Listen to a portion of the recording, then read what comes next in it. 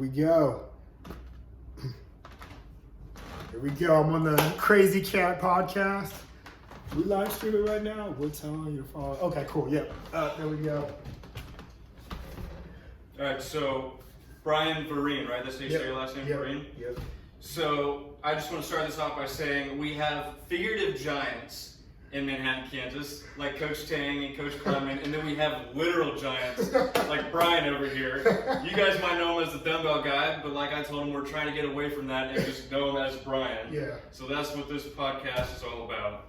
First off, I appreciate that, man. And I did see that picture with you and the coach. Yeah. So, have you already interviewed him, or? So I sent him a DM on Instagram asking, and he just left me on red. So man. I'll have to tag him on my thing to make sure that he. It was like my top three were you, Tang, and Kleiman. Damn, man. And I think Kleiman is just untouchable after the big truck scene. But yeah, so you ready to get started? Yeah, I'm ready, man. All right, so my very first question right off the bat. Yeah. What's your opinion on PEDs? Like I said, I know you're not on them. It's pretty obvious, you can tell. My opinion is I think it's cheating. I honestly feel like it is. And like, I'm gonna name drop already, man. But damn, a couple of months ago at work, man, we were talking. I was trying to think of this guy's name that everybody was talking about, and I was like, oh, and it popped in my head. It was Larry Wills. Yeah. Like, a lot of people were talking about him, and like, me, I don't accuse anybody of PEDs or HGH or steroids unless it comes out of this person's mouth. And a lot of people are idolizing this fool, and I was like, man, this guy is on like steroids and all types of shit. And it's like, how can you really idolize somebody that's cheating? That's the way I look at it, man. And man, there's been like a lot of Mr. Olympia guys that have fucking died from all types of stuff. And not only that, like if you do your research on it, like you're literally like replacing your natural hormones with something artificial. So it's just ridiculous to me. Honestly, it's cheating, man. If you don't have natural talent or you're not putting in the skill, then why praise somebody that's literally cheating? Because if you're cheating, then anybody, that takes away the whole fact of like why this person is great. So. And the same thing, like you said, with all the like body issues and stuff. Like Ronnie Coleman, his back is like destroyed now. Yeah. That's from him, like, I think he was squatting, like, a lot. Yeah. Like, that fool was squatting too much a lot. weight. Yeah. And it's crazy. I'm glad you brought his name up, man, because I take pride in him following me on Instagram. Yeah, he followed me on Instagram. Damn, this was probably, like, three years ago. But I think he unfollowed me because during that time I was talking a lot of shit about supplements, man. Because, I don't believe in supplements and any of that stuff, man. You just got to eat and... Like we said before we went live, man, you just gotta make sure you put your body underneath like crazy adversity and circumstances. Your body's gonna adapt to it. And one example I like to use with that is like there's a culture in China, and I don't know if you've seen it, man, but like it might be somewhere in Asia, and like the women will wear like little baby shoes until they get to a certain age. I have seen that, yeah. And their toes are like exactly. This. And their body adapted to it. It looks fucked up to us because. I mean, we don't do that, but their body adapted to it. And just like the ladies in the Middle East and in India and parts of Africa, they have the rings to stretch their necks out. Right. So it's like, that tells you. And then there's also the Baozhou people. I don't know if you heard of them. Unique people, man. I think I know where you're going with this. I don't remember their names. The Baozhou people, man, they could dive underneath water and be there for 13 minutes plus. Right. Because their body's adapted to it culturally, and that shows you that, hey, the body, when we talk about the theory of evolution, your body is going to eventually adapt to something. This is centuries and years of people doing that, and now here we are 13 minutes underwater. Right. So their like body like uses oxygen slower. Oh yes. Yeah, their veins dilate and all this other stuff, but yeah, and it's just like, man, imagine if we were to pick up on doing those things, then we're going to be the ones that eventually could hold our breath for that long. So that's the way I look at it, man. I've always thought like to a point where people think like now they're starting to see it, but like I used to think unrealistic or too deep in my imagination. Man, there's so many great people out there and great things that have happened. And it's like, you have things like Tesla. The original Tesla, not the car, but you have Tesla, and then you have Einstein. It's like people act like those are the only geniuses that could ever exist, and it's like But here we are distracted by so many devices. It's like, you don't know if you're going to be a genius. Right. And I might be ranting a little bit, man, but like, it's all good. This is what we're here for. Yeah. Another thing I bring up is the fact that when it comes to the mind and genius, is that, you know, they say that we only use like what, 10% of our brain. Yeah, something like that. And it's amazing because for people to say that, it's like, okay, then you have your gut feeling, you have intuition and all this stuff, and it's like, okay, what if we undermine all that stuff? Like, how many times have you had a gut feeling, but you still not listen to it, and then you regret not listening to it? It's like, that's one of our senses, but they only tell us we only have 5 senses. Right. I think man, there's so many things that I've done my research on, and it's like, man, we are totally suppressed as people. And it's easy why they have the masses thinking so limited. Yeah, yeah, that's like, on that topic too, like you'll see like memes about the guy, it's like, just ask the girl out, and there's like, oh, what if she says no, and it zooms out of Earth, and it's all the galaxies and stuff. It's like, does it really matter that much? Exactly, man. Like, just do what you want to do. Exactly. Like, people will end up hurting themselves or hurting the other person that they're in a relationship with. It's like, dog, you not know there's billions of people on this planet. Right. You're going to leave this relationship and you're going to know, hey, I did not like this about this girl, so I'm going to get with somebody that has better traits, somebody with the... It's like, it's just crazy, man, you know? Yeah. Like, but when you're younger, the little things beat you up. But, you know, that's the experience in life, so... I've just kind of gotten out to the point where I just, like, really don't care what other people think about me, and I just kind of do my thing and just kind of vibe. But that's the best way to think, man. It'll still get you sometimes. Yeah. Like, you might hear people like laughing behind you, like, did I do something wrong? What just happened? And it's crazy. But back to the PEDs, I feel like there's a difference between people that like use them and like are open about it, and people who like hide it. So I was wondering like what your opinion was on the Liver King, because he said, I knew from day one, because he looked like he was about to have a heart attack with how bad his high blood pressure was. His face was like beet red, which is a side effect of steroids. Wow. And like, he just from day one was like, I'm not on it. I don't take steroids and all that. And then it came out he was spending like $15,000 a month on steroids. See, and that was brought up at work too. Me and my coworker were having a conversation about that and The Rock, and because he was asking me, he's like, "Do you think The Rock's on steroids?" I was like, personally, I don't know.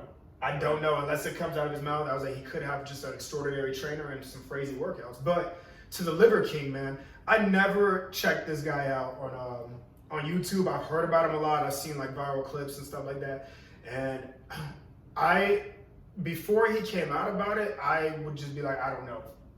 But since it's been proven that this fool's, you know, his emails were hacked into and all types of stuff, I feel like the guy is a piece of shit, to be honest with you, man. Because you're telling all these people you eat goat dicks and all this other stuff that you're gonna get big. Yeah. And it's like, it's like one of those things where it's like you're a false prophet to people that are in the bodybuilding world. Yeah, because then like young kids with influenceable minds are gonna see that and be like, oh man, all I have to do is this, and I'll get that vascular, that big, and all that stuff. But it's like all just bullshit, pretty much. And it just also goes to show, like, you could say some off the wall shit and people are going to believe it. Like, if I eat this weird stuff, like, dog, it's just weird, man. Honestly, that guy, if people still follow him, like, they're retarded, to be honest with you. Yeah, he literally like said he's like, I'm off steroids, and then he posted a video like I think it was like a couple weeks later, and he was even more vascular and gained mass. Yeah, which is the exact opposite of what happens when you get off PEDs. See, and then another thing though is that a lot of people, when they bring up steroids and whatnot, they always factor in the person's age. And there's this one vegan bodybuilder that's on this one. I have to send you a link, man, but. All natural, vegan, fast, 23 hours a day. And he does all this phenomenal research, and he tells you, man, the older you get, your body does not have to break away. Right. And that's the thing, like a lot of the things that we eat nowadays, we're slowly microdosing and killing ourselves because of all the chemicals into it. So that's what's making our bodies age a lot faster than what they are.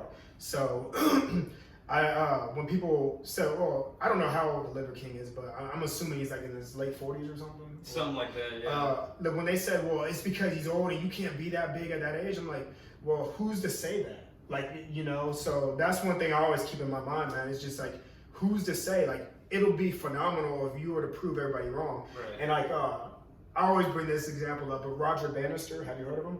I have not. Okay, he's the guy that broke the whole myth with the 4-minute mile. That there's no way you could run a 4-minute mile unless your heart would explode. And scientists were backing this up, researchers, and then What the hell was that? and then somebody so he was the first guy to break the 4-minute mile in the 60s, and then all of a sudden so many other people were breaking it too. So and we got somebody somebody that's gonna be part of the podcast too. My dad's serious. Oh, okay. So you guys are being too loud. Yeah, sorry, give me 1 second. Oh, you were. Yeah. Yeah, my bad. This will be able to get cut out of mine. No, it's all good. It's all good. I'll see if there's any comments or anything right now. People watching, people waving. What's up? How's everybody doing? How's everybody doing on the Instagram? Yeah. So this is the Crazy Cat podcast. Got invited by a guy that goes to K-State. So gonna put this on a lot of the social media platforms. Anybody got any questions? Let me know, and I'll ask them in between breaks. So.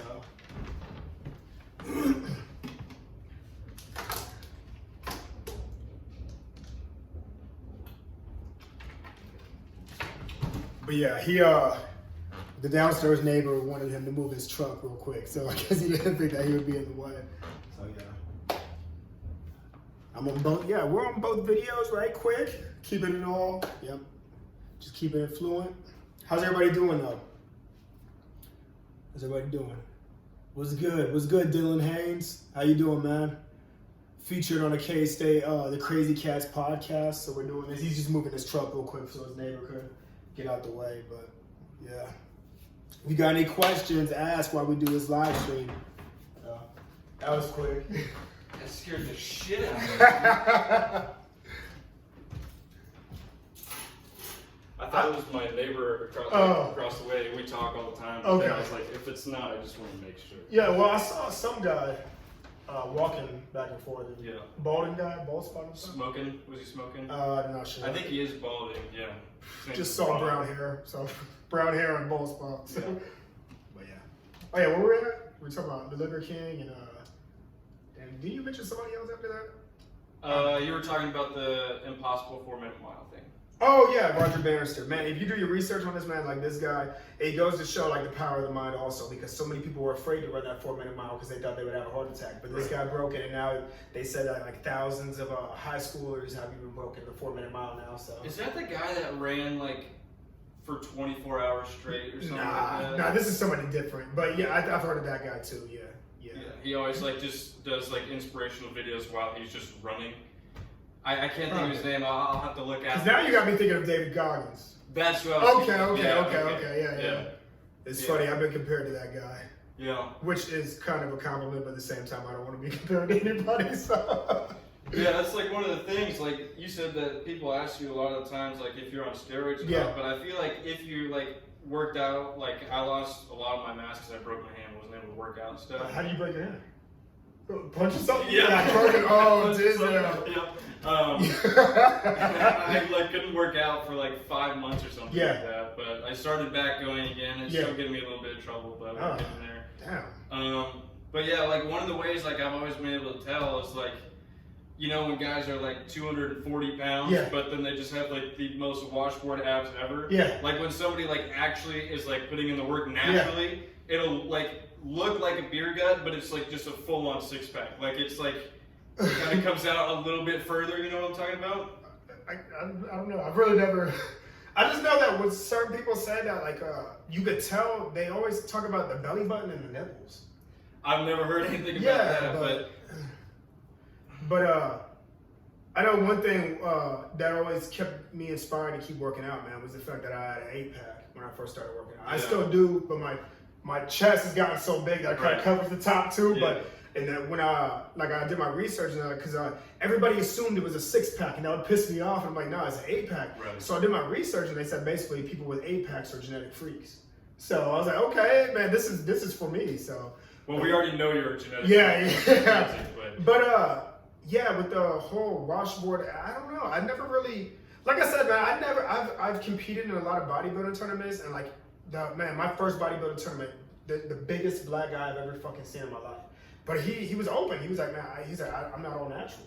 But if he wouldn't have told me that, I would assume there was years of putting in work, you know? So, I mean, I don't know. And then the another thing with bodybuilding, man, is it's I don't know how much I can cuss on here, man, because I'm already, okay, but feel free. It's kind of a fucked up sport, man, because you could be super dedicated to it, and majority of people will throw that out the window because in bodybuilding, everybody assumes like the most work that you put in, they're automatically gonna go towards steroids. You could be a great basketball player, nobody mentions that. You could be a great baseball player, nobody mentions that. But bodybuilding, and it's sad to me, man, because you learn in the bodybuilding world that if people aren't on steroids, a majority of them are on some kind of like SARMs or train or something. Yeah, that, and like I did a bodybuilding tournament in St. Louis, 2018, and these guys were talking about how they have to pop like some kind of pill or whatever, like it just makes them like 30 minutes in and like just their veins are just bulging.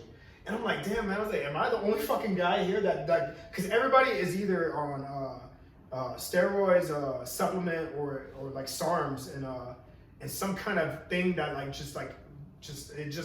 dilates their veins, and then like it just makes them look more bulkier and stuff. I'm like, man, I was like, are you guys not worried about what that's gonna do to your liver? Right. Yeah. And it's funny, you mentioned Liver King, because it's like that's the main thing that fucks up on people when they start doing these supplements and steroids and whatnot, is their liver, man. They have liver, and some of these people even end up with diabetes, man. It's like you look healthy, but in the inside you are deteriorating. But yeah, there's a lot of like stigma around like the whole like taking steroids. Like a lot of people think that everyone's like, no, don't take them, they're bad. But like you're like you say, a lot of people are on them, and like everyone like supports them and stuff. But it's the same thing as like, oh, I'll just do this when I'm young because it won't have any effect on me later, but then it does. And people don't realize that until it's too late. Yeah. There's this one kid that went to school with my cousin, and man, he was telling me he's on steroids and all types of stuff. And I was like, man, aren't you afraid of what that's gonna do to you? Man, if you do the research and you do it right, he's like, man, I know when to cycle on, I know when to cycle off. We had this conversation maybe 3 years ago. Fool ended up with cancer, man. I was just messaging him earlier too, so he's probably gonna see this live stream. Because I took a picture with this one guy, two guys yesterday, and he knows, he knew the black guy in the first picture or whatever, but it's just so crazy. Now, when he told me he ended up with cancer, I'm like, man, do you think it's from you doing steroids? And he's like, it could be. I mean, you're putting something in your body, and a lot of people don't realize is like you're putting all this other excess shit into your body that's gonna push the good things in your body that you already have. And not only that, it's like we have human growth hormone in us already. Right. So it's just, man. Yeah. But it's also sad too because we live in a generation now, in an era that everybody wants something instantaneously. Right. So a lot of people that get into it, and I tell people, man, I've been working out since 16. So a lot of people don't want to put in the years and dedication and sacrifice. They want to hurry up and look like something like instantly, and it's like, man. And then I heard another, isn't another side effect of like steroids is like a balding? I think so, yeah. I met this one guy in Aggieville, and he's like, oh dude, hey, you're the guy that walks around town with the weights, right? And my friend that was with me, like he was just like listening and laughing, because he's like, man, have you ever noticed that everybody that talks to you, they always tell you there used to be stories? Like, he's like, yeah, man, I used to be like this big and 180 trim and all this stuff. And like, he was like, yeah, it fucked me up because now I'm balding. And like, he was like, I had to cut off all this stuff. I'm like, man, I was like, people want something instantaneously, but yeah. Man, I rant a lot. Sorry, man. I really don't talk to a lot of people, man. But yeah, another one of those things, like, this is like what sucks about the Liver King using steroids that whole time is like, he had a good message to begin with, but it just got really out of hand with all the raw meat stuff. Like, it's the same thing. I've seen these videos of these farmers, like they were vaccinating their kids, and then one of them got extremely ill from getting vaccinated, like all of them, and like so they just completely stopped with all their kids, got a farm, started growing their own food, all natural and all that stuff, and they've never had any problems since then. Yeah, that's another topic right there too, man. The food, and a lot of the stuff going on with the meat. A lot of hormones put in that, and they said that's a lot of reason why a lot of people have health issues and whatnot. And I mean, we could talk about Corona too, man. I mean, a lot of people say I'm a conspiracy theorist, man, but it's just so crazy, man, because a lot of stuff I was saying during the pandemic, a lot of the stuff is coming to light now. It's crazy. You know, a lot of people on Twitter call it the clot shot. A lot of people that ended up getting the vaccine or ended up having like clots or strokes and heart attacks, and it's like, is that a coincidence? You know? But, yeah. Also, how that whole coronavirus thing started is a little weird. Oh yeah. I think. I'm not like gonna be all like it was genetically enhanced or whatever, all that stuff. But like it is, I will admit it's strange. Like it's coronavirus has been around forever. It's been in like dogs and like it's been a virus that like only animals can get. It wasn't zoonotic. Yeah. And now all of a sudden it's zoonotic. And it's so crazy to see like the separation between people. Like, you know, at first people in America were fighting about, you know, Mexicans coming over here taking the jobs, and then like white and black, and it's like, damn, now what was making us fight? Who's vaccinated? Who's not vaccinated? Do you have a mask on? Do you not have? But it's like it's so crazy to manipulate millions of people. And I mean, researchers, there are a lot of psychologists in the, you know, the commercials and the medications and the TV programming that has a lot of people thinking the way that they think. I mean, the government puts a lot of research and funding into this stuff. So. Right. Just to think that something as simple as a mask was having people fucking hate other people, you can't, Yeah. I was thinking about this today too, because like there's this guy I listen to, Colby Acuff.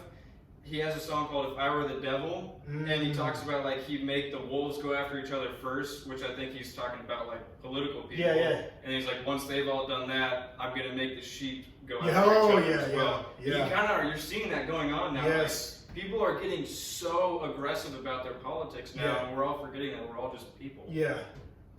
And when it comes to politics, it's just wild to me how I've noticed this as a young age, man. Like, the president can only be in like a factor in your life for 4 to 8 years. Right. You think that in that short time span that this person could change your life? Like, if anything, man, you got to start within you. And like, I really don't get into that. I really don't watch the news, man. I don't even really care about what the weather apps are. It's like, man, I feel more free when I'm not controlled or manipulated by what somebody else has to say. Social media is another thing. Like, I have like an Instagram for the YouTube channel. I have a YouTube channel, but I just deleted Snapchat. I don't ever get on Instagram for reels or anything like that. So do you feel more free? Yes, dude. Oh my gosh, I'm like so focused now. I don't even have TikTok. Yeah. I used to have a TikTok with like 8,000 some followers on it, and I just deleted the app. I'm like, oh. You know what's great? Everybody I know says that they feel more at peace when they started off by deleting Facebook and other apps, man. And it's always Facebook that they start off with, man. And I was debating on getting rid of my Facebook until like I got like, oh, your reels can do very well. So now I just post my reels. But honestly, like if it wasn't for like me like being like motivational and putting the message out there, I wouldn't even give a fuck about social media, man, to be honest with you. Dude, you know? Yeah. 2 summers ago, like I just went clean. Like I just did a clean wipe and I deleted everything. Like the only thing I had where I contacted people was iMessage. And it was amazing, dude. Yeah, I bet. My gosh. I bet, man. It's weird at first because like you don't realize that you're addicted to social media. Oh, but then like I remember like getting on my phone and like, I'm just gonna see what's going on. I'm like, oh wait. Yeah, and then now you're scrolling for an hour. It's bad. Like. Well, you know, speaking of research, man, they have a lot of this goes back to like the CIA and research, but they basically say that you getting a notification is just as addicting as somebody that goes to a casino and hits the slots. Mm-hmm. So when you're getting that notification, even if you just hear a ding, you just want to look at it just to see what it is, and you don't even have to react to it. It just hits that dopamine hit. It's like it's wild. You know, all these things and like everything is convenient, but a lot of people don't use it for the right things. Like I said this like a couple of weeks ago. I was like, I always turn to my daughter. I was like, a lot of people use their smartphones for dumb things. Right. You know? So, it's like another huge, major issue with our generation, or mine. I don't know if you're Gen Z. I can't remember. I don't know what Gen I am, but the whole pornography thing. Is so bad. Like people, like that is a huge issue with our generation. Yeah, that is so funny you bring that up, man. Because I was telling my maintain. I was telling her, like, it's funny because I remember when me and my friends got into porn and all this other stuff, like, we had to go to his house to watch it on his desktop. And now, I was like, now my son's getting caught watching it and stuff like that. He has the convenience of it. Right. It's like, it's just so funny, man. But You know, I tell like because my oldest 2 kids are in Illinois right now. I get full custody of them next month, and the grandma was tripping about my son watching porn, and I get it, but at the same time, like, he's a boy, he's gonna do it. Is it the fact that you caught him or what? Like, you really can't get mad at him, you know? There's a super fine line between like shaming a boy for being curious and like making sure that it doesn't get out of hand. Yeah. Speaking of the internet, not to cut you off, man, I just wanted to. Did you hear? There's these memes going around, like basically like NASA is saying that we could have like an internet shortage for a few months. Have you seen that? I have not seen that. Oh yeah. That's crazy. Yeah, it's funny how they predict these things, you know. I'm just gonna take a wild guess here that we're just gonna lose the internet starting in July. Yeah. But I honestly feel like that'll be, a lot of people might lose their minds, but I honestly feel like that's kind of what some people might need, and they're gonna realize, hey, we gotta go back to, you know, reading. Yeah. Like just anything that's not technology, because our entire worlds are like wrapped around like our cell phones. Yes. Yeah. It's crazy. It's wild. I mean, like I have an issue with it too. I mean, like I do it for 2 reasons. When I'm like mowing for work, I'll put my AirPods in and start playing music. But like at the same time, like you could also sit there and not listen to music. It's like, you know, there's like an issue with like always like having technology as a crutch for you. With everything. Yeah. And they say we're only using 10% of our mind. With AI, we're probably gonna be using 2% of it. I do not like AI. Like I thought it was crazy. Like when Segways first came out, and people were literally driving through their hallways. I'm like, okay, this is new, cool, whatever. But they wonder why Americans have an obesity problem. Like soon people aren't gonna be able to think. Like I go back to the movie Idiocracy. Have you seen that movie? I don't think I have. Oh my gosh, you missed it out, man. But the world goes. They show like the world in like 2056 or 2064, maybe the 2100s or something like that. But basically, technology does everything to people, for people. And there's this one guy, he's watching this TV show while he's sitting on his couch, and it's a toilet with all this other stuff. He never has to leave the couch. And like, it's Dash Shepard. Do you know who he is? I think so. The fool is hilarious. But he's watching a show called Ow My Balls. And all this show is doing is like, this guy gets hit with a wrecking ball in the balls. He gets kicked in the balls. Same thing. And like somebody knocks on his door. He's like, go away, I'm watching Ow My Balls. And like he gets up and he takes a shit and he pulls his pants up from his recliner. But basically the whole world goes stupid, and like they lose their crops because they try to water their crops with like a generic Gatorade, and like the doctor is stupid, and like the lawyer is stupid. The lawyer was trying to represent the guy that came from the past because he was the smartest guy. I watched a movie recap about it. Okay, yeah. And the lawyer was trying to get him locked up, and then yeah, man. And then the Secretary of Education was this cross-eyed, mentally challenged guy. But man, we're kind of getting there, man. Yeah, it's that whole ChatGPT thing. Like, you can literally get on there. It doesn't work for everybody watching. You will get a D, and they also run your essays through everything, and it'll tell you if it was written by ChatGPT. Oh, wow. But ChatGPT will write an essay for you. Wow, man. That is crazy. Yeah. Like, we got to utilize our mind, man. And with that being said, man, who knows? If the lazier that we become, the higher rates of like Alzheimer's is probably gonna come. You're not using your muscles. You're not using your mind. It's ridiculous, man. It's like it's intentional to weaken us. We are not to think. We are just to, nobody questions everything around us. Yeah.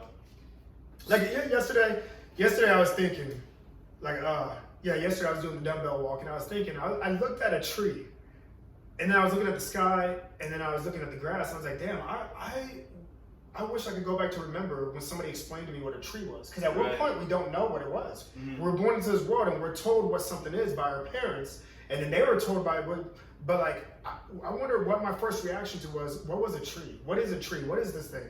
So,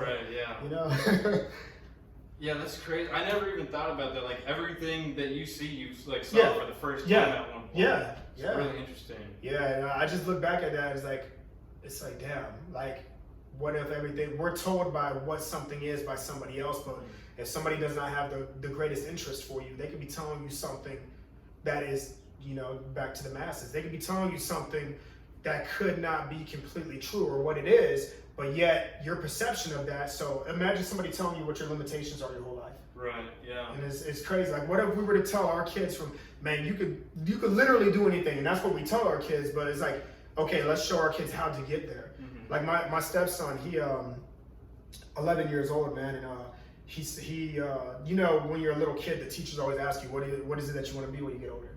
Right. And then when you get older, you realize that a majority of those people that have those dreams, they just get derailed. None of them are what that is.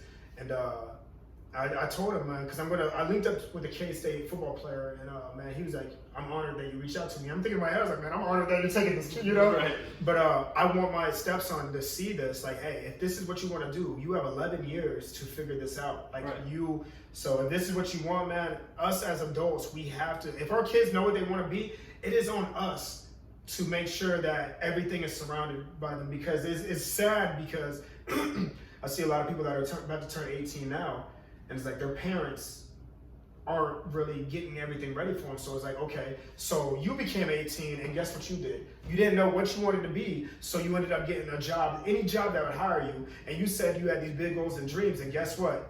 You're still working at a gas station, or you're still doing this thing that you never thought you would ever say. Because if you ask anybody now, or when you graduate college, if you ask any of these people that you end up working with, like whatever job that you take, if you ask them what it is that they wanted to be when they were older, I guarantee none of them will say, at least amount of them would say, this is what I wanted to be. Like, because I told my stepson, I was like, go to Walmart, your favorite place to go. Mm-hmm. Ask any of those adults what they wanted to be when they were 11. I guarantee none of them said, I wanted to work at Walmart. Right. So, what did you want to be? Me? Yeah. I wanted to be a cartoonist, but the first thing I ever wanted to be as a kid, which that's a great question, nobody's ever asked me that. Props, podcast props. But, that's what we're here for. But the first thing I knew I ever wanted to be that I could remember was a scientist, because I was obsessed with the movie Jurassic Park. Dude. Hold on, is this going to go full circle? All-time favorite movie, Jurassic Park. I know all the words to the first 3 movies. Wow, yeah. Those. I wanted to be a paleontologist because of Jurassic Park. Wow, man. That is fucking wild. Yeah. Yeah, but Jurassic Park, because I wanted to bring the science, the dinosaurs back. I was obsessed with dinosaurs. I was like, man, I'm going to bring it back. And like, I looked at the mosquito and the sap and everything. I was like, man, but what if this is true? But yeah, a scientist, and then I think a cartoonist, because I became really obsessed with Dragon Ball Z, which I think Dragon Ball Z attributes for most of my bodybuilding career, because I always saw how Goku was, and I was like, I want to be like that. I want to train at 100% gravity and all this stuff. And but yeah, scientist, cartoonist. Before a cartoonist. No, okay, scientist, cartoonist, and then a football player, and then an NBA player, and then a rapper. Yeah. And man, I still love to write lyrics. I write lyrics all the time, which a lot of K-State students have been asking me when some new music's gonna come out. Yeah. But yeah, so. Yeah, I also at one point in time wanted to play in the NBA. Seriously? Yeah. Oh man, that's wild, man. Love basketball. Who was your favorite? Michael Jordan. Okay, cool. Yeah. All time. Like I when I first got into basketball, I was all about Paul George. Hence the Jordans, right? Right, yeah. Hence the Jordans. Yeah. And then my dad showed me The Last Dance. I was like, wow. That was a great documentary. Yeah, I think I've seen it like 30 times. Yeah, man. I like Dennis Rodman a lot. Right. And I'm actually on that episode right now, episode 3. Oh wow, yeah. That guy, man, that guy was ahead of his time. Yeah. Seriously. Everyone always says that. Yeah. He was, because it's so crazy. This was back in the 90s, maybe a little bit late 80s. Well, he was on the team in the 90s. Mm-hmm. But to see a black guy with dyed hair back then was like weird.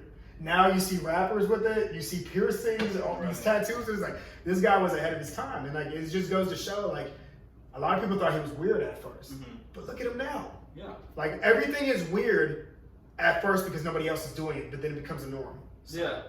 And like, same thing, like, with that whole thing, like, everyone just looked at him for how weird he was. Yeah. And like, even Michael Jordan was like, I don't want this guy on my team at first. But he was like the best defensive player in the history of the NBA. And he was like super important for those last 3 championships. And he also painted his nails, but you see a lot of guys do that now too. A lot of people weren't doing that. Yeah. But one thing I really like about Dennis Rodman is the fact that he had Carmen Electra, man. Yeah. And Madonna. Back this, a lot of people say he was weird, but he was pulling girls, man. He was. Yeah. The only thing that I wish like they talked about in The Last Dance that they never did was like stuff like when they went to go get Rodman from Vegas. Oh. And Michael Jordan's like, I'm not going to talk about who was in that room or what was in there. I'm curious as to what was going on in that room. Who knows? They might just they should have a Dennis Rodman. They really should. That guy his story is just amazing too. I mean, weren't they following everyone with the cameras? Like, not just Michael Jordan? Yeah, they probably have footage of Rodman. Oh, I'm pretty sure they do. Yeah. But Jordan probably doesn't want to be associated with it. Yeah, because the first episode was Jordan, right? And the next one was Pippen, and then Dennis Rodman. Because I think there were 5. I know Phil Jackson was on there, but I can't remember who the other person was. Yeah, there was, so like the first, I think the first 5 were like about people, and like I think Jerry Krause was number 4. That's like right. That. But then the last 5 he was the just team about owner, right? Team. He was the manager. Yeah, that's right. Yeah. Yeah, that's. I think it was the second episode they really started talking about how like Scotty like went to go ask for like a raise because he was like in like the bottom 10% of like the paid players in the NBA. Wow. He was the 6th sixth highest paid member on the team. Like there was 5 other guys that were being paid more than him, and he was the 2nd best player on that team. It's wild. Yeah, and he went and asked, and Jerry Krause was like, no. And so, like, in that episode, you just hear him, they start just, like, berating Jerry Krause the entire time. It's crazy looking back at it now because, speaking of Pippen, you know, you see all this stuff with Laura Tarzi with Michael Jordan's son. Yeah. And, it's just wild. Yeah, so there's a lot of connections there that just don't really add up with, like, that whole thing. Is that documentary still on Netflix? Yep. Oh, wow. Okay. Have you seen I know we mentioned Ronnie Coleman earlier, but have you seen his documentary as well? I want to see it so bad, but I haven't seen it yet. Yeah, it's pretty good. Because, like, even though he was on steroids, I love Ronnie Coleman. Yeah, and you know what? Speaking of Ronnie Coleman, too, which is crazy, because when I first started getting into bodybuilding, I always thought that the most Olympia holders was Arnold. Mm-hmm. And then when I saw that it was a black guy, I was like, what the I was like, I never knew that, and like it inspired me even more to keep lifting. And so I started doing my research on Ronnie Coleman, and I was like, I never knew that. And then you have no, because he's tied with Lee Haney. Yeah, Lee Haney. And then you have Phil. Damn, you know what I'm talking about? The big light skinned guy with green eyes that everybody builder hated him. They said he was too cocky. I think I know you're Phil talking Heath. about. Is it Phil Heath? That sounds right. And then him and Kai Green. Kai Green started doing some weird shit, but yeah. Ronnie Coleman, I mean, just his size alone was just enough for you to just be like, I just need to keep up with. Yeah. Like that. I think at one point they even told him like he has to like lose some weight before he can do the Mr. Olympia again because it just was like not fair. Yeah, that guy was like what? I think on off season that fool was like 300 pounds, and then like he would go on stage at 280. But that's absurd. And that's really not good for your heart. Yeah. But one thing I also learned, I never knew that he was on steroids until it came out of his mouth. Mm-hmm. So when I first started bodybuilding, man, my thing was like, okay, that's years of dedication. That's years of dedication. That's years of dedication. So, but yeah, I guess just having that naive mindset is kind of what like pushed me to keep working hard as fuck. Right. You know? So do you? I'm assuming you track your macros then? No. You don't? You just eat? I just eat, man. Right. I just feel like I already get anxiety with social media. I already get anxiety with everything that I do. Like with, I wake up, I type my dreams, I write, I do music, I do all that stuff. So I just feel like that's too much to do. Like it's too. It was like when I was doing it, it kind of got to an issue to where like, my parents would be like, let's go out to eat, and I'd be like, I can't. Yeah. I need to know what I'm eating. Yeah. And all that stuff, and then like I stopped. Like the only thing I really keep track of now is like how much protein I'm eating. Okay. And that's about it. Like I don't even like weigh it, like measure it out because like I looked, I'm like supposed to eat like 150 grams a day, and like I eat deer meat. Yeah. Okay. Like I go hunting and shoot deer, and I eat it 137 grams of protein per pound. Okay. So I pretty much just eat a pound. And then, like, I have some dairy and, like, other stuff, and whatever my mom makes for dinner, I'll eat that, too. So do you believe in the whole protein thing? Like, because, like, I'm asking because I know for a fact, like, when a lot of people bring up protein, I know for a fact I do not eat 200, because I think I fluctuate between 205 and 198. Mm-hmm. And I know for a fact I do not eat that many grams of protein. Yeah, so I think it, like, depends on, like, what you're trying to do, because my dad is like 6'5", 225 pounds or something like that. Like he's built, he played college basketball and stuff, and like he does not eat like anywhere near 150 grams of protein a day, and he's still huge. Okay. But I think it does help. Like when you're first starting, like I was working out and I was like putting on some weight, and then I started eating like a substantial amount of protein, and I was like putting on a pound a week. Okay. At that point. Damn. Yeah. See, because when I trace back to how much weight I've gained over the years, man, on average, it's like 5 pounds of muscle a year. Like when you go all the way back, and it's like there's some people out here that like 20 pounds of muscle. I'm like, what the fuck are you doing? Like, but I don't know, man. I know everybody's body is different, but when it goes back to the protein thing, man, one thing I realized, like we were talking off camera about, like, you know, vegans and whatnot, and I never looked at it this way because we've been so conditioned to believe that all your protein has to come from meat. Right. But then when you look at gorillas and you look at all the biggest animals on the planet, like they are grass eaters. They're you know, herbivores. Wild. Yeah, and that's one thing. God. That's one of my favorite animals besides the bull, because I love the fact that they're like, they say on average they're about 10 times stronger than man. When I got into bodybuilding, like I told people that I want to be stronger than a gorilla, or at least as strong. But man, those things are fucking huge, crazy. And they don't eat meat. Yeah, you know, so it's like that's another thing we've been taught to, you know, conditioned to believe. And I heard that when it comes to meat and dairy and all this stuff, which I cut out cheese, I cut out milk, I don't eat pork anymore. But one thing I realized is that if you go back deep into your history, they say that a lot of that stuff was it's like a propaganda for like the meat and dairy farms and whatnot, for them to sell that stuff. But 1 second, I need to check this. I forgot to delete my like concert videos on my phone, so I just want to make sure. Okay, we're still recording. Okay. What concert did you go to? Charles Wesley got. Oh, okay, I just went to that one. Was that in KC? It was in Nebraska. Oh, okay. Great concert. I like Omaha, man. Yeah, I did a bodybuilding tournament out there. Yeah. It reminds me of Kansas City. Kind of does. Yeah. So I have a weird story though about when we went there. Oh, I want to hear this. So, oh man, I don't even like. I handled it well, I feel like, but like, just the situation was so bad. So we're eating at, I think it was called Bullfrogs or something like that, frog something. But me and my friend, like, he had to go take a piss. I was like, I didn't wash my hands because I had like a bunch of chicken tenders and stuff. My hands were greasy, so I went in the bathroom and washed my hands. And this guy like comes out of the bathroom and then walks back in, and he like waves me down, and so I look back. I'm already tense because you don't talk to strangers that are men in the bathroom. Like, you don't talk to anybody in the bathroom. And he just shows me his phone, and it says, "I am foreign," like, because he translated it. And it says, "I am foreign. Is this a place of pleasure?" What the fuck? And so like I just preemptively like took one step back, and if he would have taken one step forward, I would have been like, "Hey, bro, get over here. We gotta get rid of this guy." But like, I held myself back because like I was so worried that like pleasure meant something entirely different where he's from. Like, you just be like, "Is this a place like that's fun?"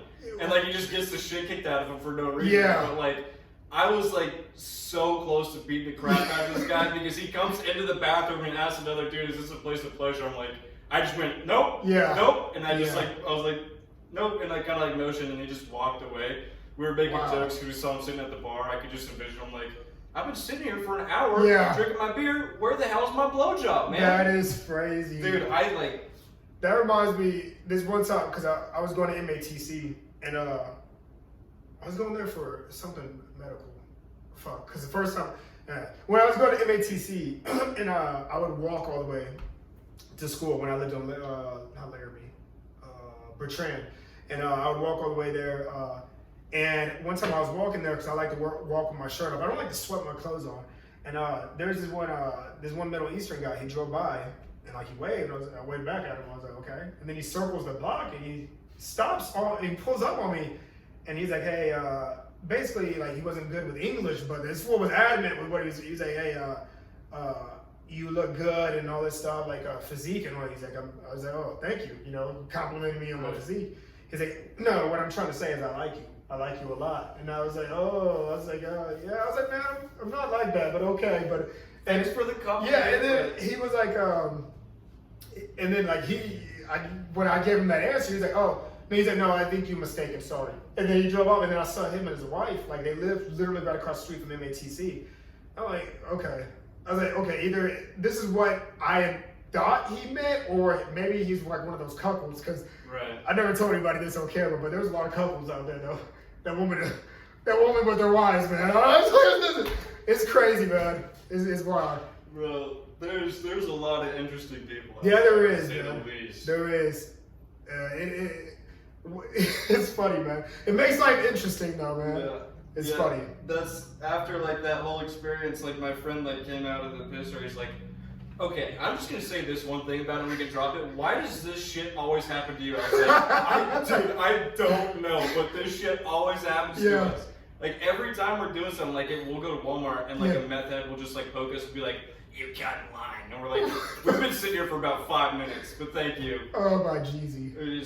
A lot of weird experiences, but That is funny, man. And it's stuff like that you wish you could have on camera. right, yeah. Like, That's if why the whole reason I started my YouTube channel is because like stuff that happens that just goes unnoticed. It's just stories at that point. But what's funny though is that once you intentionally say you have like some camera glasses or something, then when you start recording it, that's when it never happens. Right. Yeah. So that's what like, with the gaming channel, like we were just like joking one day, and like we started talking about making a place called like Titty Emporium, where you just like it's like a museum like with boobs in it or something like that. I don't even remember. Yeah. And then I kind of was just like, I'm thinking I'm gonna start a YouTube channel. I told them about it, but I would never tell them when I was recording because then they turn into robots when I would start recording. I'm like, right guys, I'm recording, and they just be like, all right, so let's go ahead and do this. Yeah. Then off camera, they're just the wildest guys you've ever met in your life. It's funny you say Titty Emporium because I was thinking of like Manhattan needs a strip club, man.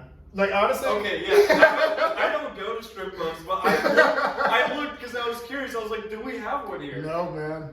It's crazy. Yeah, and it's crazy because a lot of things with Manhattan is like I guess it's really like it's like has like really religious roots for some reason because we don't have a 13th Street, we don't have a 7th Street, we don't have strip clubs, we don't have like a juvenile detention center, and Manhattan intentionally keeps all that stuff away. But honestly, I feel like man, for the college chicks, man, I feel like man, they'll make a killing out here. Yeah, so they would. But you know, for some reason they want to keep all that stuff in Junction City. So, So Junction City. That's yeah. That down. Yeah, man. I actually dated a stripper once, which is funny, man. Yeah. Yeah. How'd that go? Didn't end well. Nah, it didn't, and cause she was 6 years older than me at the time. Right. Well, she still is, but because it was boring because the expectations I had for dating a stripper was just like not what it meant. Right. Like I thought she was gonna be like a freak, but she really was not. Wow, this girl could put her toes. I was expecting that, and I was like, oh, you know what, this is okay. No, I'm good. But right. yeah. Yeah. Did you see this?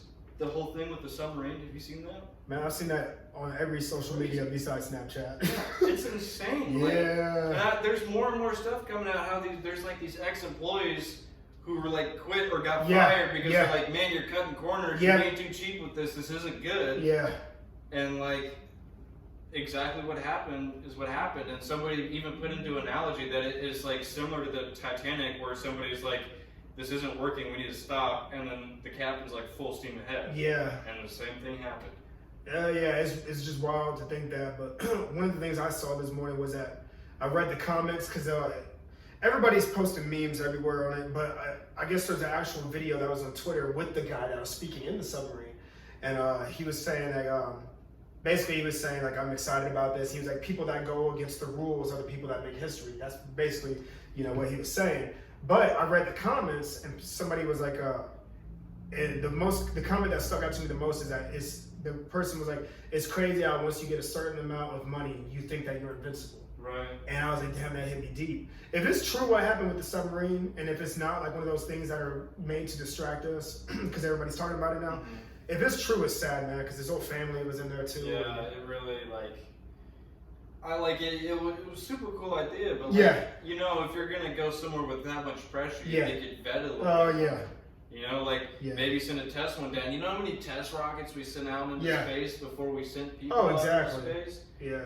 And we know more about the surface of the moon than we do the bottom of the ocean. Oh yeah, isn't that crazy? It's kind of unique when you think about that. Like there could be animals we've never seen. Oh yeah, I believe that. I 100% believe that. I'm not. There's people who think the megalodon is still around. It might be. But like the scientific thing with it is like it was like a surface, it was a surface fish. Yeah. But like maybe it could have like adapted to go down low. Like that goes back to the evolution. I mean, Right. they're gonna find a way to survive. I mean, they said that basically the whale is like, damn, what did they say that the whale? The was? whale that it, like grew legs and started Yeah, walking up. yeah, yeah. Still have tailbones. Yeah. Yeah, and then like they found like the oldest shark like a few years back. That was like a dinosaur shark, and they're saying that the alligators are basically still leftovers of the dinosaurs back then. I mean, there's a whole bunch of stuff, man. There's still bugs that we probably walk by and crush that probably have not been identified yet. Right. You know, there's so many amazing things out there, and like it's amazing how like a majority of people will be like, man, it's limitless out there, but then they think that their minds aren't limitless. Mm-hmm. And like. It's just crazy. I'll probably talk about the dreams later on in the podcast, but Right. like, it just really opened my eyes up to how like infinite we are. So. It's crazy, yeah. Like back to like the evolution stuff too. Like there's this tribe. I can't remember the name of them. I'll try and look it up afterwards. Yeah. Like, maybe put a link to what I saw in the description. But Yeah. they're born with normal feet. But since they live in the tribe, like they live in the wilderness, barefoot and all this stuff, and they climb trees, they hunt like monkeys up in the trees. Yeah. Their feet slowly like like get all weird and like mangled and stuff, but they don't start out that like they aren't born like that. Oh yeah, the body adapts. Though. Right, it's crazy and like that is There was something else about them too, but I can't remember what it was. It was the same thing. Like I think it had something to do with some of them because they climb all the time are born with 6 fully functional fingers. Wow, it's crazy. That's crazy that you bring up 6 fingers, man.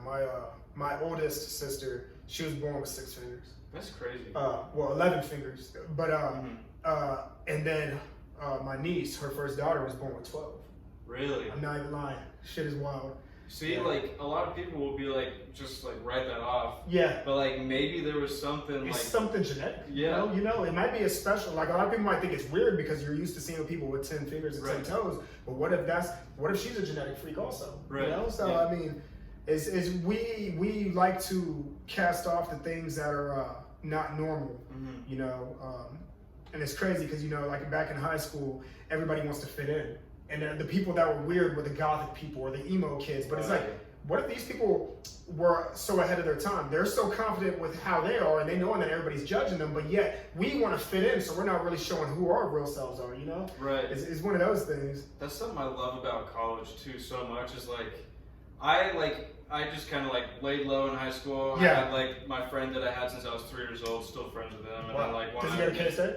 He does not. Oh. He plays soccer somewhere else. Oh wow. But yeah, I would give him shit about the soccer all the time. But after that, like it was kind of hard to make friends in high school. But I got here, and like literally, like my first night in this house, we made like 7 new friends because we were out on the porch drinking. Yeah. It's fun drinking out on the porch, and then we saw these guys taking a couch down the street, and my friend screams at them, and these girls behind the guys on the couch like scream back, and he just goes, "Man, I wasn't talking to you, get out of here," and all this stuff, and the guys are like, "Man, that was really funny." Yeah. So then they came over, and like all it took was that. Exactly. And then like made a bunch of friends, and I probably could have done the same thing, like just one thing with somebody in high school. Yeah, it's because we're so, like, we limit ourselves by having people that, you know, cliques and posses.